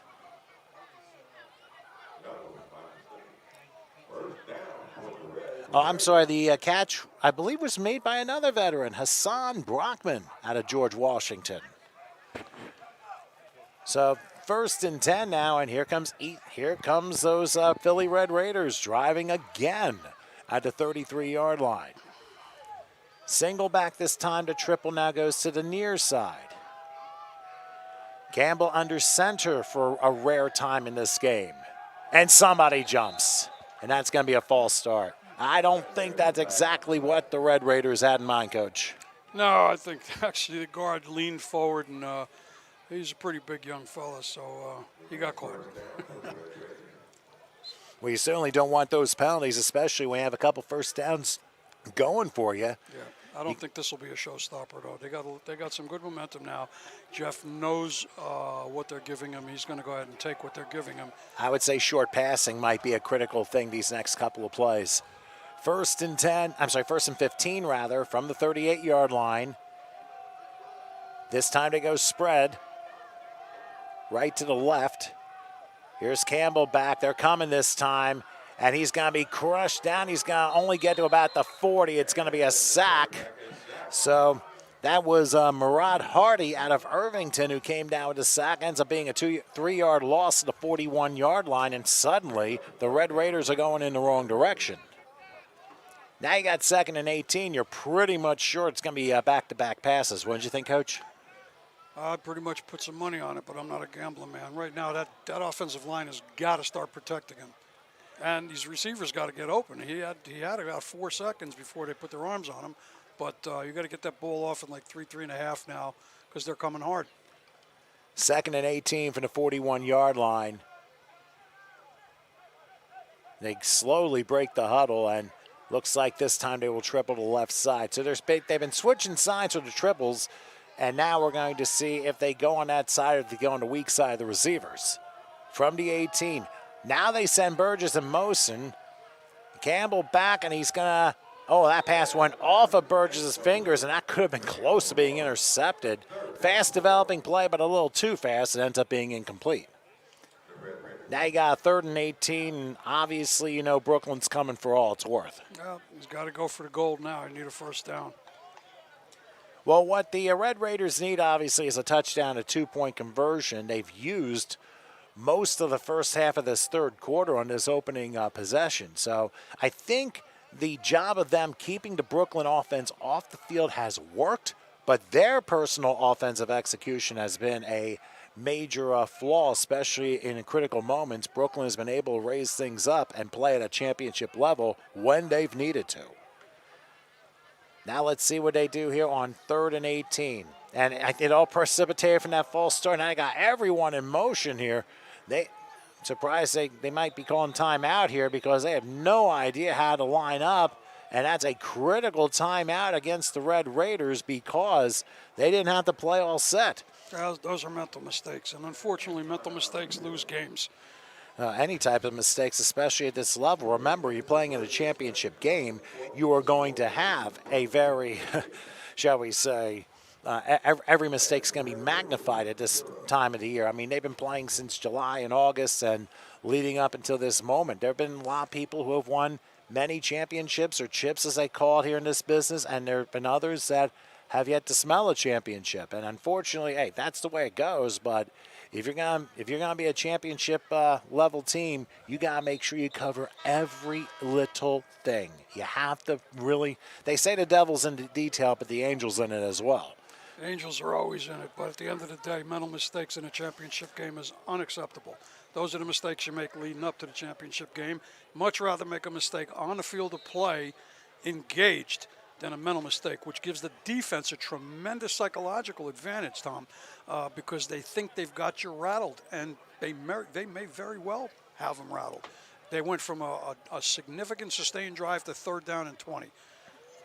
Well, they got 3rd and 18 as the ball is spotted at the 41 of Brooklyn. I wouldn't be surprised if they throw a little trick play here. Back to pass is Campbell. He's going to take a shot as he throws it. It looks like it's a little short, and it ends up being intercepted, thrown in quadruple coverage. Let's see who came away with that. Looks like 22, spins out, tries a lateral. No, it's 23 rather. Davin Collins out of Brooklyn was able to come through with an interception. I'm wondering if Campbell was hit as he threw the ball, and it went to 4 Seminoles along that side, and one easily could have caught it, and Collins was able to do that. Well, threw into traffic, heavy traffic. Ball stayed up in the air a little bit. Now let's watch the play.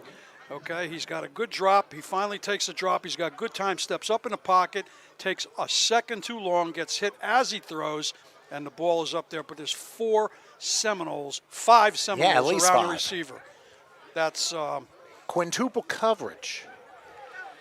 And not too many passes get caught in quintuple coverage, I'll tell you that. But Brooklyn does force the turnover. That's a great play on their defense. They're able to hold them down. 1st and 10 for Brooklyn. Their opening drive of the second half, basically back where the Red Raiders were last at the 41-yard line. New running back this time, and the play's blown dead. The ball came out. That was Dante Aiken with the carry. He'll lose one, but the whistle blew before the ball came out. Fortunately. It was still recovered by Brooklyn anyway, so it would have been only like a 2nd and 17 compared to the 2nd and 11 that we have right now. So let's see what Gerald Wilson tries to do here. They spread it out, 2nd and 11. Now looks like Wilson's changing the play. The Red Raiders have to be ready. I mean, they played good defense so far, but they have to continue it to give their offensive chance. They're only down 1 score. High snap they give to Aiken. Aiken eludes, gets to the 45, midfield, a 1st down and more, all the way into Raider territory at about the 41-yard line. 19 on the play for Aiken, and that veteran, I'll tell you what, he is shifty, and he showed it there. Well, I'm going to go back to my point at the beginning of the game because it's being demonstrated. This Seminole offense and defensive line are having their way on both sides of the ball. All right? Running backs go nowhere, and quarterbacks don't get the ball in the air unless they're being protected. They got push. They made that play. It was a basic inside zone run game, and it lit up. Has he got good feet? Yes, he does, but the hole was there. Offensive line is to credit for that. Let's see if Brooklyn can keep that momentum going. 1st and 10 from the Raider 40-yard line. Wilson making sure his receivers are lined up properly in the spread. believe Aiken's still in there to his right. Takes a snap. Wilson throws up the middle. Pass caught in double coverage. Short gain to the 35-yard line. And it's Kareem Williams with the grab. And I don't know what he was trying to do after that, but it'd be more advisable to make sure you get yourself a couple scores up before throwing some celebrations, because you never know. One play can totally change this game around, and you just don't know at this point. Ends up being a 6-yard gain, 2nd and 4 from the 35-yard line. They'll give to Aiken. He'll swing left, has a hole to the 30, out of bounds he goes. That's a first down, and Aiken clearly has given some life to the Seminole offense. And considering that John Morrison was playing the first half, I think what they've wanted to do was get a change of pace here in the second half to throw the Raiders off, and so far it's working. I think that change of pace is easily couched, Tom. That offensive line, watch them. They're playing with swag right now because they're dominating. Everything that they're doing, they're protecting their quarterback. They're getting the edge. They're opening the holes on inside zone. Can't ask for more than that. And that's where the game's going to be won, in the trenches, like we said from the very beginning. And it's playing out that way. It was a gain of 5, so 1st and 10 from the 30-yard line. Aiken to the left of Wilson. They spread out once again. And they'll give it to Aiken. Not this time. Thrown down for a loss, and hard to describe what that tackle was like, but it ends up being a big loss, and that's a big play for the Raider defense. And good. And it's a good thing he let up at the whistle. Otherwise, that could have been an unnecessary roughness, and you cannot have that in a game like this. Yeah, there's no reason to body slam anybody like that anyway. Ends up being a loss of 5, 2nd and 15 from the 35-yard line, and Wilson, with his spread offense, looking to make sure that everyone's in the right place. Again, their key receiver, Kareem Williams, in his left slot, making sure everybody's lined up right. We're 4 minutes away from the end of the third quarter. Wilson pointing everything out, now takes a snap, delayed handoff, and a wide open hole to the 20. He's got 1st and more to the 10, 5 down to the 4. Garjean out of Brooklyn, New York, was able to find a hole and gain about 30. A surprise handoff on a delay. The Raider defense was caught off guard, and now Brooklyn has 1st and goal. All right, so we want to analyze that play. They saw the blitz coming hard. It was a draw. It was a draw, a design call draw. The Red Raiders came hard. They saw it. Bang. That's the result. And not a hand laid on them. And a 1st and goal at the 5 after a gain of 30. And now Wilson calls his number, led by his blockers, and he's welcoming himself into the end zone. Boy, what a drive by the Brooklyn Seminoles. That's why they're one of the best in the business. So Gerald Wilson, a 5-yard touchdown run, and you can thank Aiken's 19-yard run for setting it up, and Garjean's 30-yarder, which set up the 1st and goal from the 5, and G-Block got his blockers and ran to pay dirt. Yep. Despite some of the longer balls that have been thrown, that was the best call today, was that draw. It was unsuspected. They thought they were going to go downtown with it based on the formation, and he just dropped it in his gut, and kid took off. Great play. So they'll go with the conversion. Remember, the Seminoles don't carry a kicker. Morrison back in the game, by the way. Oh, I'm sorry, Vinny Ciercione, but he is not with the team today. So they'll go with the conversion. Wilson back, eludes a tackle, runs, fires. It was his. He threw it. It's caught by Morrison, and he's tackled nicely by number 26, Lamont Paramore.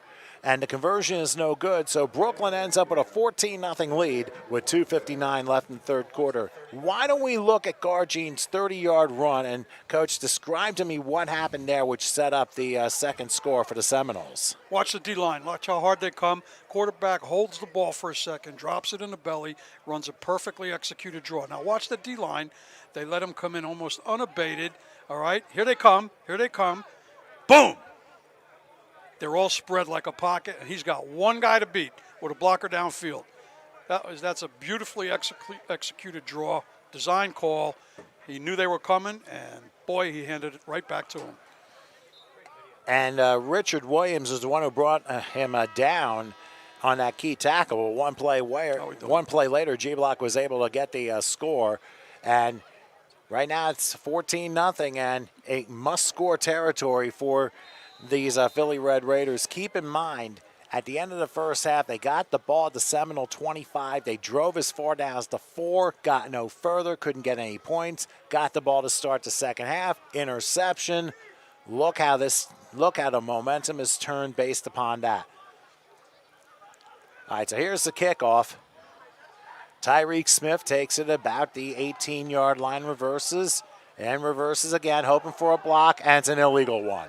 Brought down to 32-yard line, but it's going to be backed up because of the illegal block. And right now for the Philly Red Raiders, the mistakes are starting to pile up, and they will end up going a 1st and 10, probably about the 20-yard line. You're right, Tom. Remember, you and I had a conversation before the broadcast started today, and we talked, and you asked me what I thought was going to go on. I said, you know what? I think that mistakes are going to be a critical factor in this game. Now, we haven't seen a ton of them, but the ones that we've seen have been pretty disruptive. And right now, they're not going in favor of the Philly Red Raiders at this point. Now, as you say, anything can happen. You know, it's a 2-possession game. We're winding down the third quarter. They're going to have to come up with a score pretty quickly to be able to get in a position to struggle to fight to get back into the game to where they can at least get a tie. The way they're going to do that is if their offensive line protects Jeff Campbell. I've seen him win games on his arm alone, but you know, no man is an island, and you don't want your quarterback as a big target back there getting beat up. You got to protect him and let him get his eyes downfield so he can get the ball to his athletes. That'll be the difference. I think the other difference, too, I mean, both teams have made their share of mistakes. I mean, Brooklyn made a lot of holding penalties, and they've been able to have drives stopped on their own because of it. But they've been able to overcome those mistakes. The Raiders have not, and Brooklyn has taken advantage of it, and that's why it's 14-0. You go back to the shanked punt on the opening drive of the game for the Raiders, which led to that Kareem Williams touchdown. And then, of course, the interception, which eventually led to, two possessions. One at the end of the first half, one to start the second half. They couldn't come up with points, and now you're looking at a must-score drive here for the Red Raiders, 1st and 10.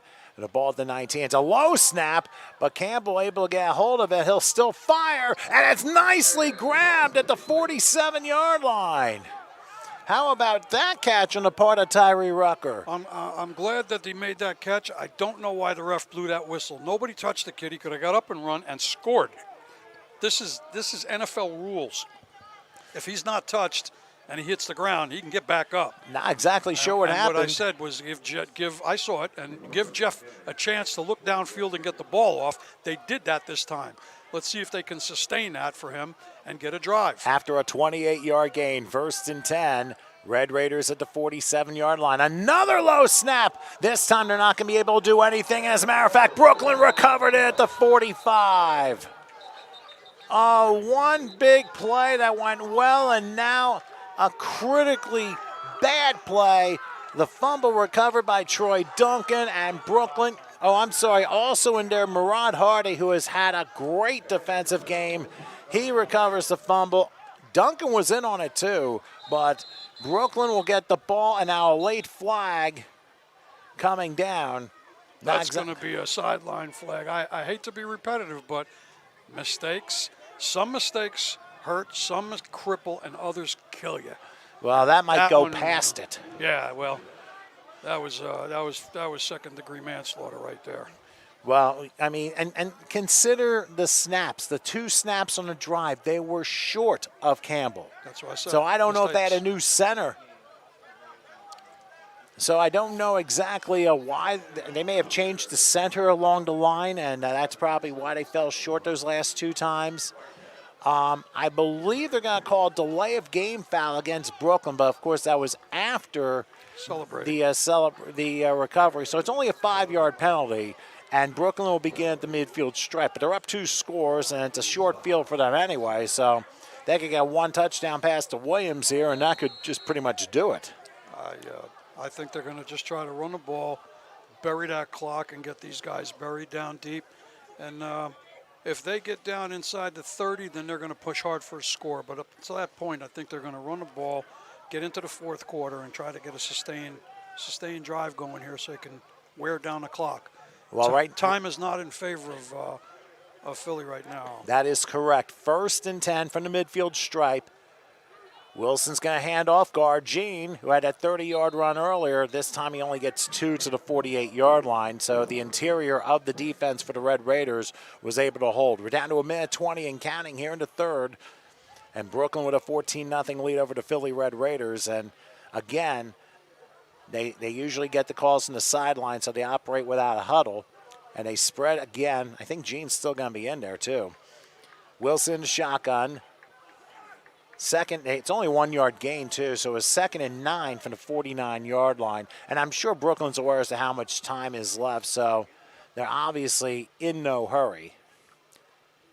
They're going to give it to Gene again. He'll try and sneak through one tackle. He does, and he'll get to about the 46. So a gain of 3 for Gene, and it forces a 3rd and 6. And actually 3rd and 11. 3rd and 10. That's odd. They had So the 5 I'm yards. sorry. He So got it was the 5 yards post-possession. back. I see it now. It was post-possession, and they add the penalty before the play starts. So that's why it ended up being 1st and 15. Okay, so I was just slightly confused of why the down markers were where they were, but that explains it. Now Brooklyn does not need to run another play. We'll see what they do. They might wind the clock to 3/4 time here, but they do. Wilson going to take a shot on the right. And I'm willing, and there's a flag down too at the end of the play. Pass incomplete. They went toward Chris Jean-Pierre Jr. We haven't called his name today. But a flag down after he threw the ball. What's this all about? Oh, they're going to call holding on Brooklyn. Now, it's 3rd. So 3rd and 10, or are they going to make it a 4th and 10 or 3rd and 20? That's the interesting question. So what would you do, Coach, in this situation? Back them up. Back them up. They've had several holding calls, especially deep in their own end of the field, but they were able to make it through. And to bring Gene off the sideline here. And at this point, I back them up really, because if they fail, there's going to be a punt. We don't want a punt going out of bounds or in the end zone where you get 20-yard line. You want to get a chance at a run back. well, we're going to have to find out about that in a little bit. But first, we are at 3/4 time as the Brooklyn Seminoles lead the Philly Red Raiders 14-0. We'll keep it right here. Now the question lies, you're in the 4th quarter. What do you see going on for both sides, Coach? More of the same. Jeff's going to have to try to get the ball downfield. Seminoles are going to want to control the ball. They're going to try to chop up at least 5 or 6 more minutes on this clock, because they know that it's going to be really difficult for anybody to come back 2 scores down, just to tie, with less than 7 or 8 minutes left in the game. And so for the Philly Red Raiders, I mean, they've had a really good year so far, but you get championship caliber teams like the Brooklyn Seminoles. I mean, there have been times where we've seen this team operate on a championship level. Of course, last year when he broadcast the game against the East Penn Raiders, they won very handily in that one. But now they're looking to make it back-to-back. I mean, this team has been dominant in Major League Football for quite some time, and with the cast of characters that they have, especially led by the likes of Gerald Wilson, I mean, there's a reason why he's a championship caliber quarterback. And now we're going to see what he's like. They did take the holding penalty. The Philly Red Raiders took the holding penalty, so for the Brooklyn Seminoles, who now move up left to right, it is 3rd and 20 from the 45-yard line. Looks like also in the game, Dante Aiken. We didn't see him at all in the first half. He was here in the second half, made a couple shifty moves. Gardine had a couple of huge runs, including that big 30-yarder that's up, the second score for Wilson. Here's Wilson with the snap. He's looking, pops up, a high screen over the head and incomplete. Jean-Pierre Jr., the intended receiver, and he wasn't, it was just a little bit off of his mark. So, and that's why you take the penalty. That's why you take the penalty. They tightened up the defense downfield. All the receivers were covered. He checked down, and I'm surprised he didn't hit him with it, but he did the right thing, because there could have been something else going on downfield. Everybody was covered. So here they are, 4th and about 20. They got a punt, and hopefully they're going to get a little bit better field position for the Raiders now, and having taken that penalty. I believe we actually, on the other side of the field, there's some deer that are actually taking entrance by the soccer posts there near the baseball field. There are some deer that hang out here in Edison, not too far away. Should have sent him over to the food truck, get some chicken tenders. Anyway, the the ball in punt the is other taken by the Raiders. Trying to reverse gears is Tyreek Smith, but he goes down at about the 30-yard line. So that's where the Philly Red Raiders will start. 1st and 10. Yeah, more to the right of the baseball field. If you turn a little bit more to your right, you will see a little. There you go, to your right by the goalpost. Yes. No, he's on a sliding pond, isn't he? I think. Yeah, there are a number. In fact, when I turned into the school complex, the house on the corner, there was a deer about to pop out. So don't let these guys fool you. If you're driving, take those deer areas seriously, even if they don't have deer area signs showing it. So that's the big safety, because it's that time of year where they're going to be mating and going crazy. So that's what they say, October and November, and that's why they show signs on both New Jersey, Pennsylvania turnpikes, Garden State Parkway, that type of deal. But even if you don't have a deer area sign, drive carefully. That's what I have to do later on tonight anyway. So 1st and 10 from the 30-yard line. Here's Campbell with a low snap. He couldn't get it. And there's still a loose football. It's recovered by Brooklyn. And I'm wondering if the center changed and the Seminoles end up recovering it. Divine Daniel Sr. out of Brentwood was able to recover it. And that right there could tell you. 4 bad snaps in a row. That's kind of lights out. I'm wondering if their main center got hurt. I don't know. This may not be recoverable at this point. Well, yep, we want to see the best of the Raiders, but they're going to have to tighten that up a little bit. Mistakes, I told you what was going to happen with mistakes in this game. Well, that could be. Unfortunately, that might be the biggest one yet. Yeah. So you got 2 tough teams that fought hard to get here. You got to honor them both, but you just don't know. But why don't we take a look at the replay and find out what went wrong here? That's the second snap in a row to Campbell that he couldn't handle. You take a look. It's not that he couldn't handle it. It hit the ground. It's like a ground ball. He's not there to play second base. He's got to get the ball right in his belly, and he's got to count on it. It's only a 4-yard snap. And it ended up going more to his right, and no wonder he couldn't get a hold of it. So Brooklyn takes advantage of yet another turnover. Think about this. That's the 3rd turnover for the Philly Red Raiders here in the second half. 1 interception and 2 lost fumbles. And now Wilson back to work. 1st and 10. He's back to pass. He's going to throw a screen. That one is caught by Aiken. Aiken to the 10, and he'll step out of bounds at about the 6. And I'm going to say it's a gain of 8 down to about the 6-yard line. They can get a first down without scoring. Perfect call. Very poised. Set it up. Saw the rush coming hard. They wanted to press Gerald. Guys are downfield creating a diversion. He dumps it off on the side, and here you go. Now they're threatening hard. 2nd and 2 from the 6-yard line. And I think they're trying to wave Morrison in, but I think he will stay out. Aiken's still in as the running back. And right now, and remember, they can still run some clock. Well, I think Gerald's going to take his own number this time.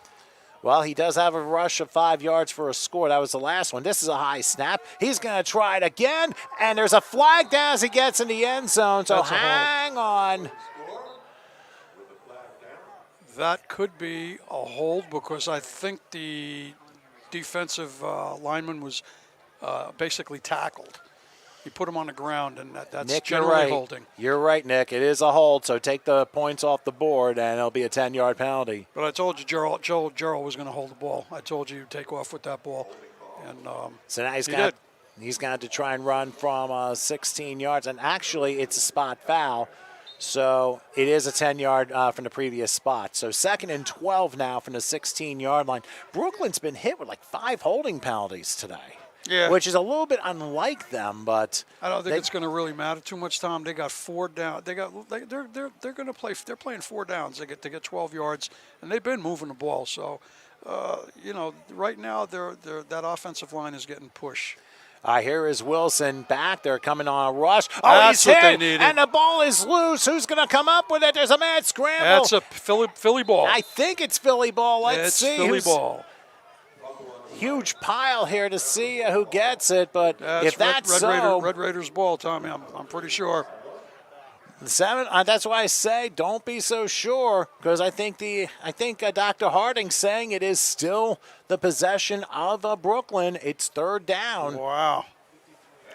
And I'll tell you what. Sure looked like 26 had that ball. Oh, that was close. Josh Young ends up with a recovery. We thought it was going to be Lamont Paramore, who's had a good second half, but he was not able to come through. It ends up being a loss of 2. And for Brooklyn, hey, championship teams seem to get most of the breaks.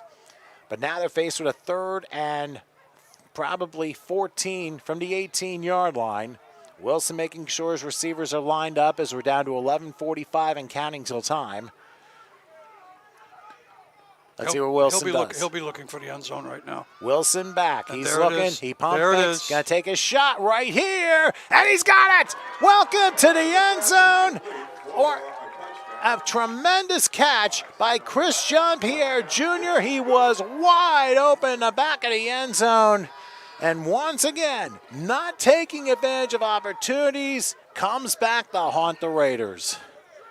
Told you he'd be going for the end zone on that play. They had 2 to do it. And obviously, they don't kick field goals, so he was going for the gusto twice if he had to. Wide open right in the middle of the field, and that's the danger of playing a cover 2, especially deep in your own territory like that. It might have been a little wiser to maybe drop a 3rd guy there and roll up your strong safety and put a blitz on a quarterback. But that's not what happened. So that makes it 20-0 with the conversion to follow. And Gerald Wilson throws his 2nd touchdown pass. Jean-Pierre Jr. with that one. Of course, Williams had the first one back in the first quarter. And once again, opportunity knocks. You take advantage of it. If you don't, this is exactly what happens. So timeout is going to be called by the Brooklyn Seminoles here, so they'll use their first of the half. And at this point, I tell you what, why don't we take a look at the fumble recovery on replay, get this all queued up. This is why Brooklyn took advantage of their opportunity, because for the Philly Red Raiders, they couldn't. There's the big hit right here, and now all you do is fall on the ball. Easier said than done. Yep, but the way the ball bounces. Now, that's the guy right there, right here, should have had that ball. That's what I saw. How he lost that, I will never know, but nobody will, because we can't see through all of that humanity right there. Well, we could have infrared replay next year, but I don't know if we have $30 million to do that. But in any case, but again, if you think about it, if you recovered that, you still have a fighting chance. But one play later, suddenly it ends up being a touchdown, and it's a 3-score game rather than 2, and it's almost lights out at this point for the Philly Red Raiders. However, there's still time left, and football's a funny game, so let's not necessarily get the chickens to hatch just yet. 3 touchdowns and a field goal in 8 minutes the other day in one game. So here's it Wilson. Can happen. Oh, and here's an interception. Now let's see if this is a 2-pointer. Running it back. Let's see if he can outrun the player. There's a block. And now lateral. Look at this. Good play. Look at this. This is a 20. Quite get there. Oh, man. Great play. Great sense of being there. That was very close to being a 2-point defensive conversion. Instead, it's 20-0. But I'll tell you what, a nice attempt by the Philly Red Raiders to try and get points off of that. You just don't know what's going to happen in these games. I think Wild and woolly. Yeah, here we go. Let's see what happened again. Okay, so here we go. There it is. He throws it off his back foot, throws it right to him, 4 coverage on 1.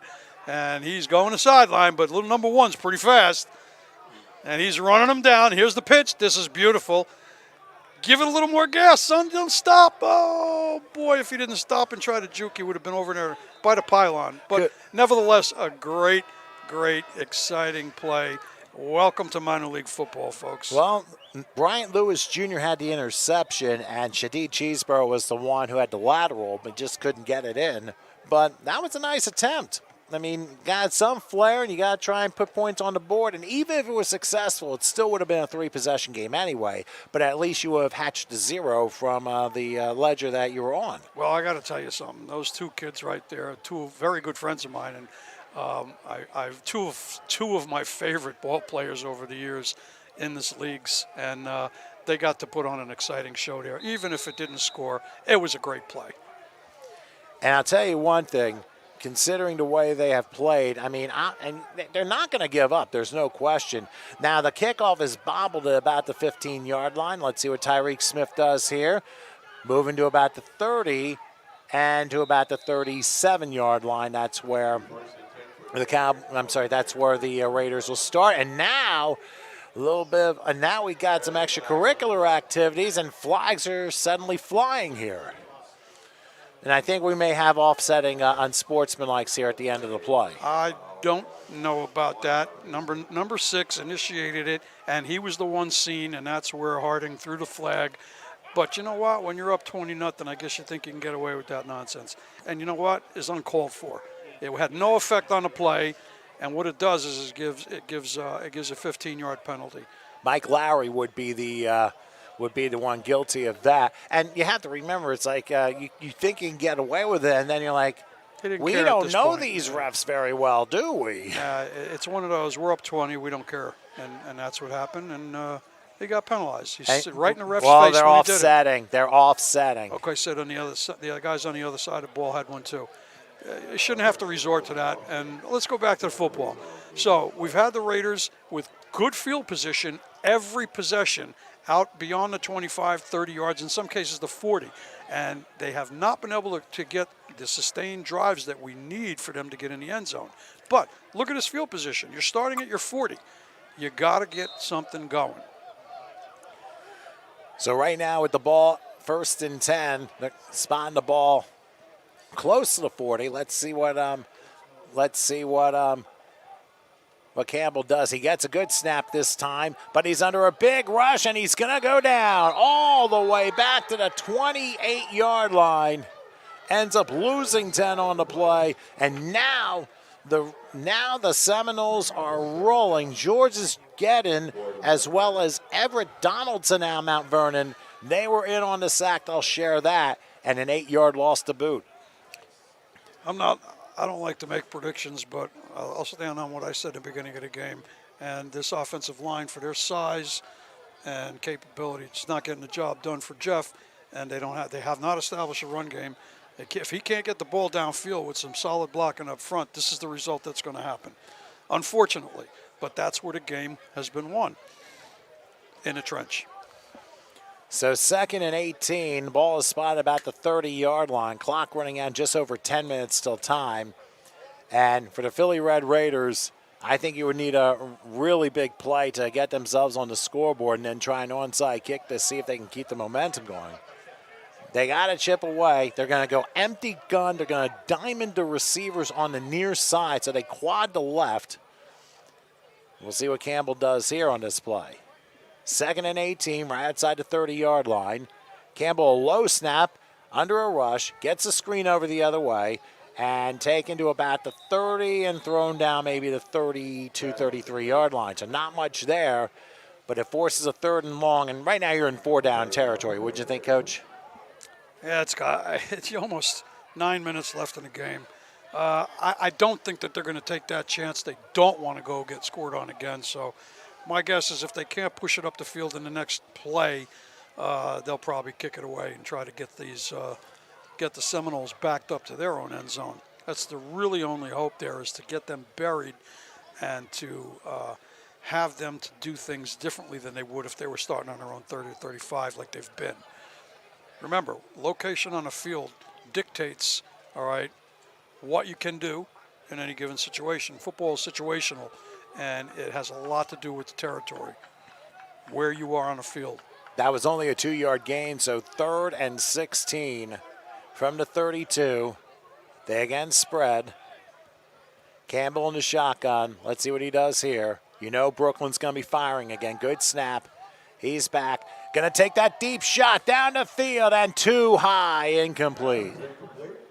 There's your receiver standing there, right like I said, Artie Perrone, right 2 yards past the first down mark.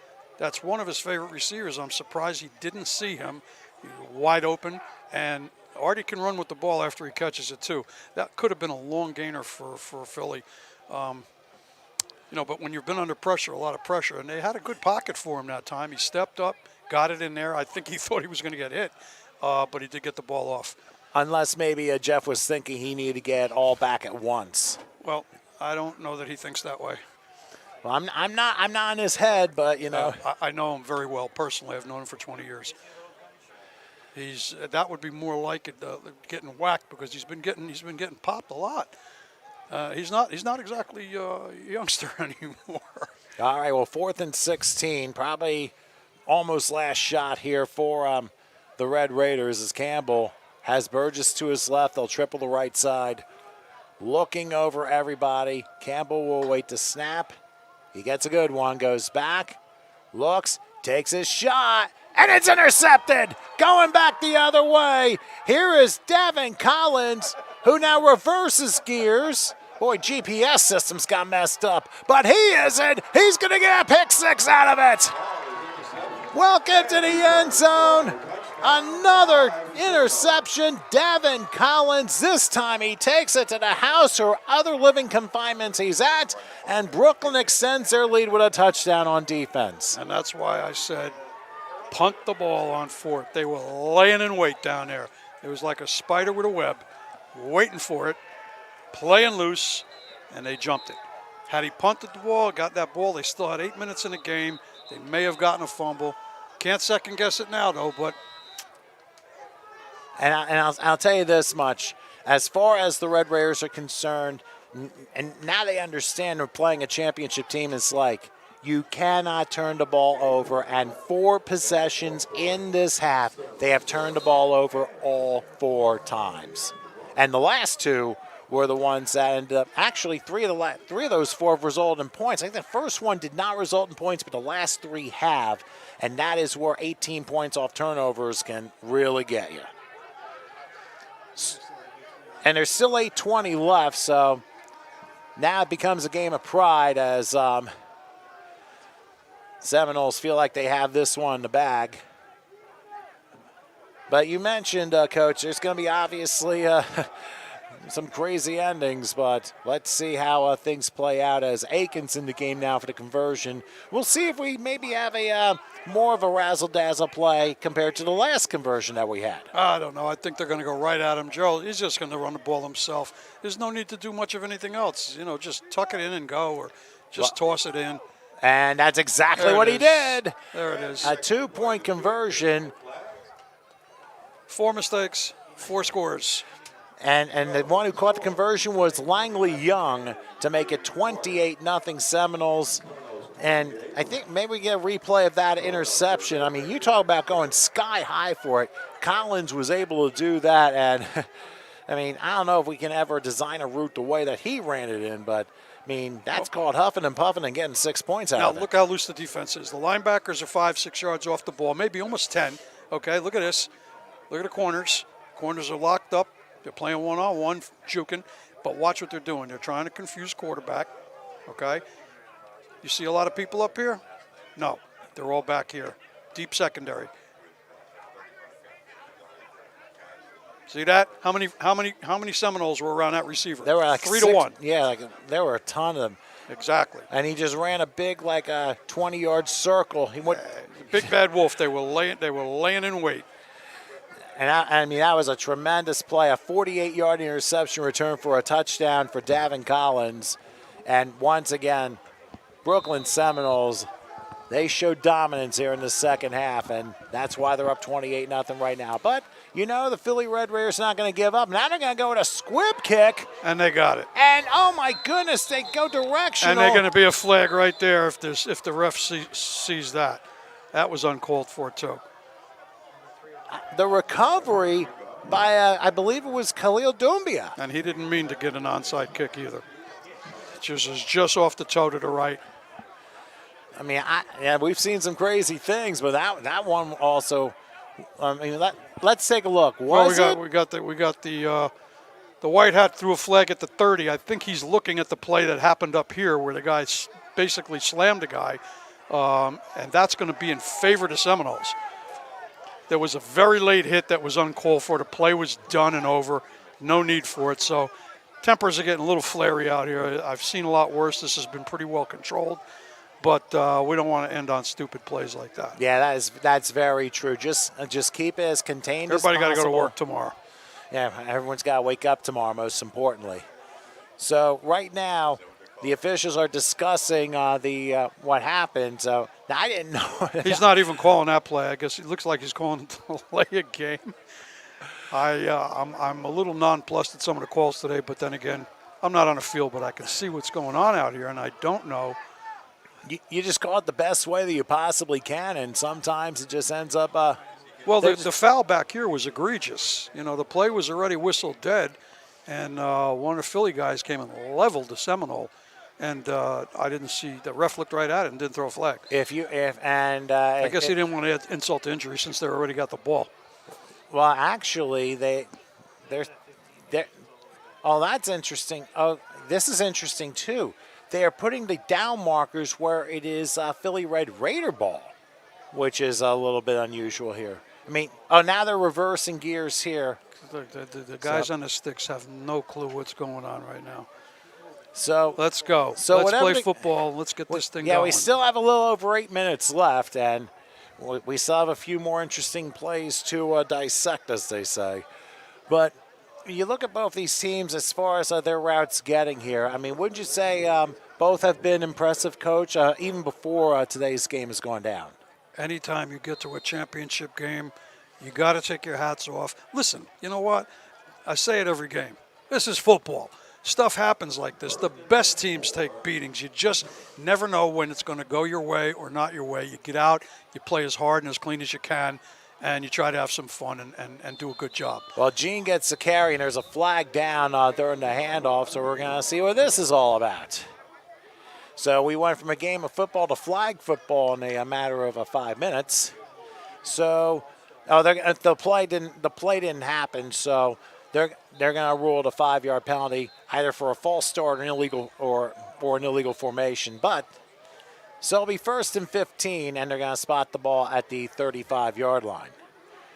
And of course, I mean you got these teams. I mean, considering the Red Raiders, I mean, you beat a team like the Legends from the Delmarva area. That's got to be impressive enough to get here. That's definitely an accomplishment in itself. Any victory at this level, anytime, if people understood how difficult it was to put an organization together for guys that work full-time, have families, have to put out money to be able to play, have to show up, go to work the next day, and they're not professionals. But you know what? You got to give them all the credit in the world just for getting here. And it's always for the love of the game. That's always the biggest thing. Here's a delayed handoff. That's Morrison spinning, and they'll get to about the 44-yard line before being taken down by Javon Love at Cheney University. They're going to give him the 43. So 2nd and 8, and there's another one. So needless to say, I mean, so Nick, I gotta say, you've been doing this for a very long time. I mean, what championship experience can you give as far as your experiences have been for the many years of coaching that you've done? What do you tell your players? In a situation like this? Well, not necessarily a situation like this, but when you were going into. Well, listen, when we went into championship games, we got a bunch of national championships over the years that we've had. We were fortunate. We had a great coaching staff, great ball players, and always replacing them. But the kinds of folks you recruit, you got a lot of collegiate players out here. And normally you want to see a little bit more discipline, but that's very difficult. These guys get out, they practice once a week if they're lucky, okay? Again, family people, jobs and everything. You tell them, you go in there, you've been prepared, go play football. That's the best advice you can give them. No mistakes. I think they got called for a hold here. All right, here on 2nd down, a long pass and ends up going incomplete. It looked like everything got suspended in motion, and it looked like everyone was going up slowly, almost Matrix-like. Ends up being incomplete, and it's 3rd and quite a bit here. On a final note on that, Tom, my advice to my players, always do your job. That's it. All right. We teach them how to do what they need to do. We put them in a position to win, give them the best of everything, and tell them, do your job, because there's 10 other guys on the field with you counting on you, okay, to do your job. If you do your job, you know your job, and you do it, you'll be successful. Win, lose, or draw, you'll be successful. Well, from what I saw, the man making that famous did his job today. Unfortunately, one of the guys from my side of the ledger did not, but that's another story there. Third and quite a bit here as Wilson is going to give a handoff, and I think Morrison's the carrier. We'll get to the 27, but more importantly, they run more clock. We're under 6.5 till time, and Brooklyn looking to clinch its second consecutive Major League Football championship. And now I think what's going to happen here is Campbell, who's had some nice moments in this game, but again, it's Brooklyn's defense that have they've come to play in the second half. When you force 4 turnovers in the second half, you convert 3 of the 4 for points. That, I think, has been the difference of this game. What do you think, Coach? Yeah, no, it has. Mistakes are going to happen, and these guys have capitalized on the mistakes today. Like 3 scores out of 4 big mistakes, and there were more. All right, the mental ones are more troubling. What I think is going to happen right here, I think Jeff's going to open it up. I don't think they're going to go in here in a shutout, and they're going to get fairly good field position now after this punt, and I think you're going to see the ball in the air quite a bit, and they may just pull one out and get a score. And here's the first punt of the game for the Seminoles, taken by Smith at about the 30-yard line. Let's see if he can get out of a couple of plays. He steps out at 37-yard line. And now late flag again. Well, Seminoles there's no reason to push a guy after the whistle's blown out of bounds. So he's going to tack on 15, and that'll give Jeff a little bit more operating room to get downfield. Well, anyway, and that's the thing you want to try and have. When you get semi-pro games like this, I mean, you can call it adult amateur games, whatever title you want to give particular leagues like that. When you're a coach, especially on levels like this, what's the most important thing you teach the kids outside of doing your job? Play clean, play fair, play what we taught you. Do what you come to do, okay? Now, what about the recruiting angle of it all? I mean, what do you look for when it comes to coachability? Teams? I don't care. I've had 7 Division I All-Americans play on the Pit Bulls over the years that I coached there. And at the end of the day, any good coach in college or anywhere else wants to see how coachable somebody is. You could be a superstar. If you're not coachable, you can't play for me. And there's a lot of other coaches out there who won't tolerate that either because they disrupt things. Look what happened to this kid Beckham the other day. They had to let him go. All that talent can't get out of his own head. So discipline, do your job, clean, fair, play for the love of the game. Made his career off of an offensive pass interference that was never called. But anyway, 1st and 10. He'll sign with a new team on Tuesday from what I understand. But in any case, the officials are moving the ball to get back into play, and I think it's going to be in Brooklyn territory. So at least it'll be a short field for the Red Raiders, and I think they're going to spot it at the 47 of Brooklyn, or 45 maybe. Not exactly sure how they're going to play this out, but I think Campbell gives them another shot to at least get the 0 off the scoreboard. Yeah, and I think that right now you got to play for a little pride, a little self-respect. He's been getting pressured hard all day, and you get a certain age and certain size in this league, and these young guys come in, mobility becomes an issue back there. Because you got defensive linemen, you got guys blitzing, coming off the edge, strong safeties. They're fast. All right. So 1st and 10 make it 1st and 5. There was a 12-men penalty against the Seminoles as well. And now a low snap. And again, he can't hang on to the ball. It's still loose. And then flags fly. So does the football. I mean, at this point, I'm not sure exactly what's going to happen with that. So I believe. And Jeff's down. Not good. Oh, this isn't good either. George Gedin had it, and Campbell took a shot off that snap. Oh, boy. 6 out of 7 last snaps have been nightmares. So there's your game right there. So while they deal with Campbell and him being down, we want to take a moment. We want to thank, first of all, the Jersey Sharks organization, as well as J.P. Stevens High School here in Edison, for allowing us to use this facility. And it has been a very nice place. Of course, a couple Jersey Sharks games, and now the MLF Championship. Lou Moore, we send our thanks to. I'm sure there are a couple others I haven't mentioned. They've been absolutely wonderful. So thank you guys very much for that. And this is what we don't want to see. And Campbell is still being tended to. He's still got a little extracurricular stuff going on. If I was the ref, I'd call this game right now. Everybody goes home before anybody starts throwing hands, and get it done. There's no chance to win this game. Go home. That's it. Yeah, and obviously you don't want to see a game end like this. However, it just did. Yep, I think Dr. Harding said that's the ball game. So congratulations to the Brooklyn Seminoles winning their second consecutive Major League Football championship. They have shut out the Philly Red Raiders by a score of 28-0 here at J.P. Stevens High School in Edison. And your final thoughts on this one, Coach? It shaped up. You know, what happened is the first half was a fairly clean, aggressive game on both sides. Once you started getting out of hand, getting away from them, things tend to deteriorate. Feelings start to get in it. You watch a QB go down. It's not a good recipe for a way to end a game. But thankfully, it's no worse than it is. And let's just hope Jeff is okay. I'm going to get over there and see my friend too. And wish both these teams good luck in the future. Everybody be well. God bless. And thank you, Howard and Tom. And the MLF for a great season. And thank you, Nick, as well. So your final score, once again, the Brooklyn Seminoles 28, the Philly Red Raiders nothing. This has been a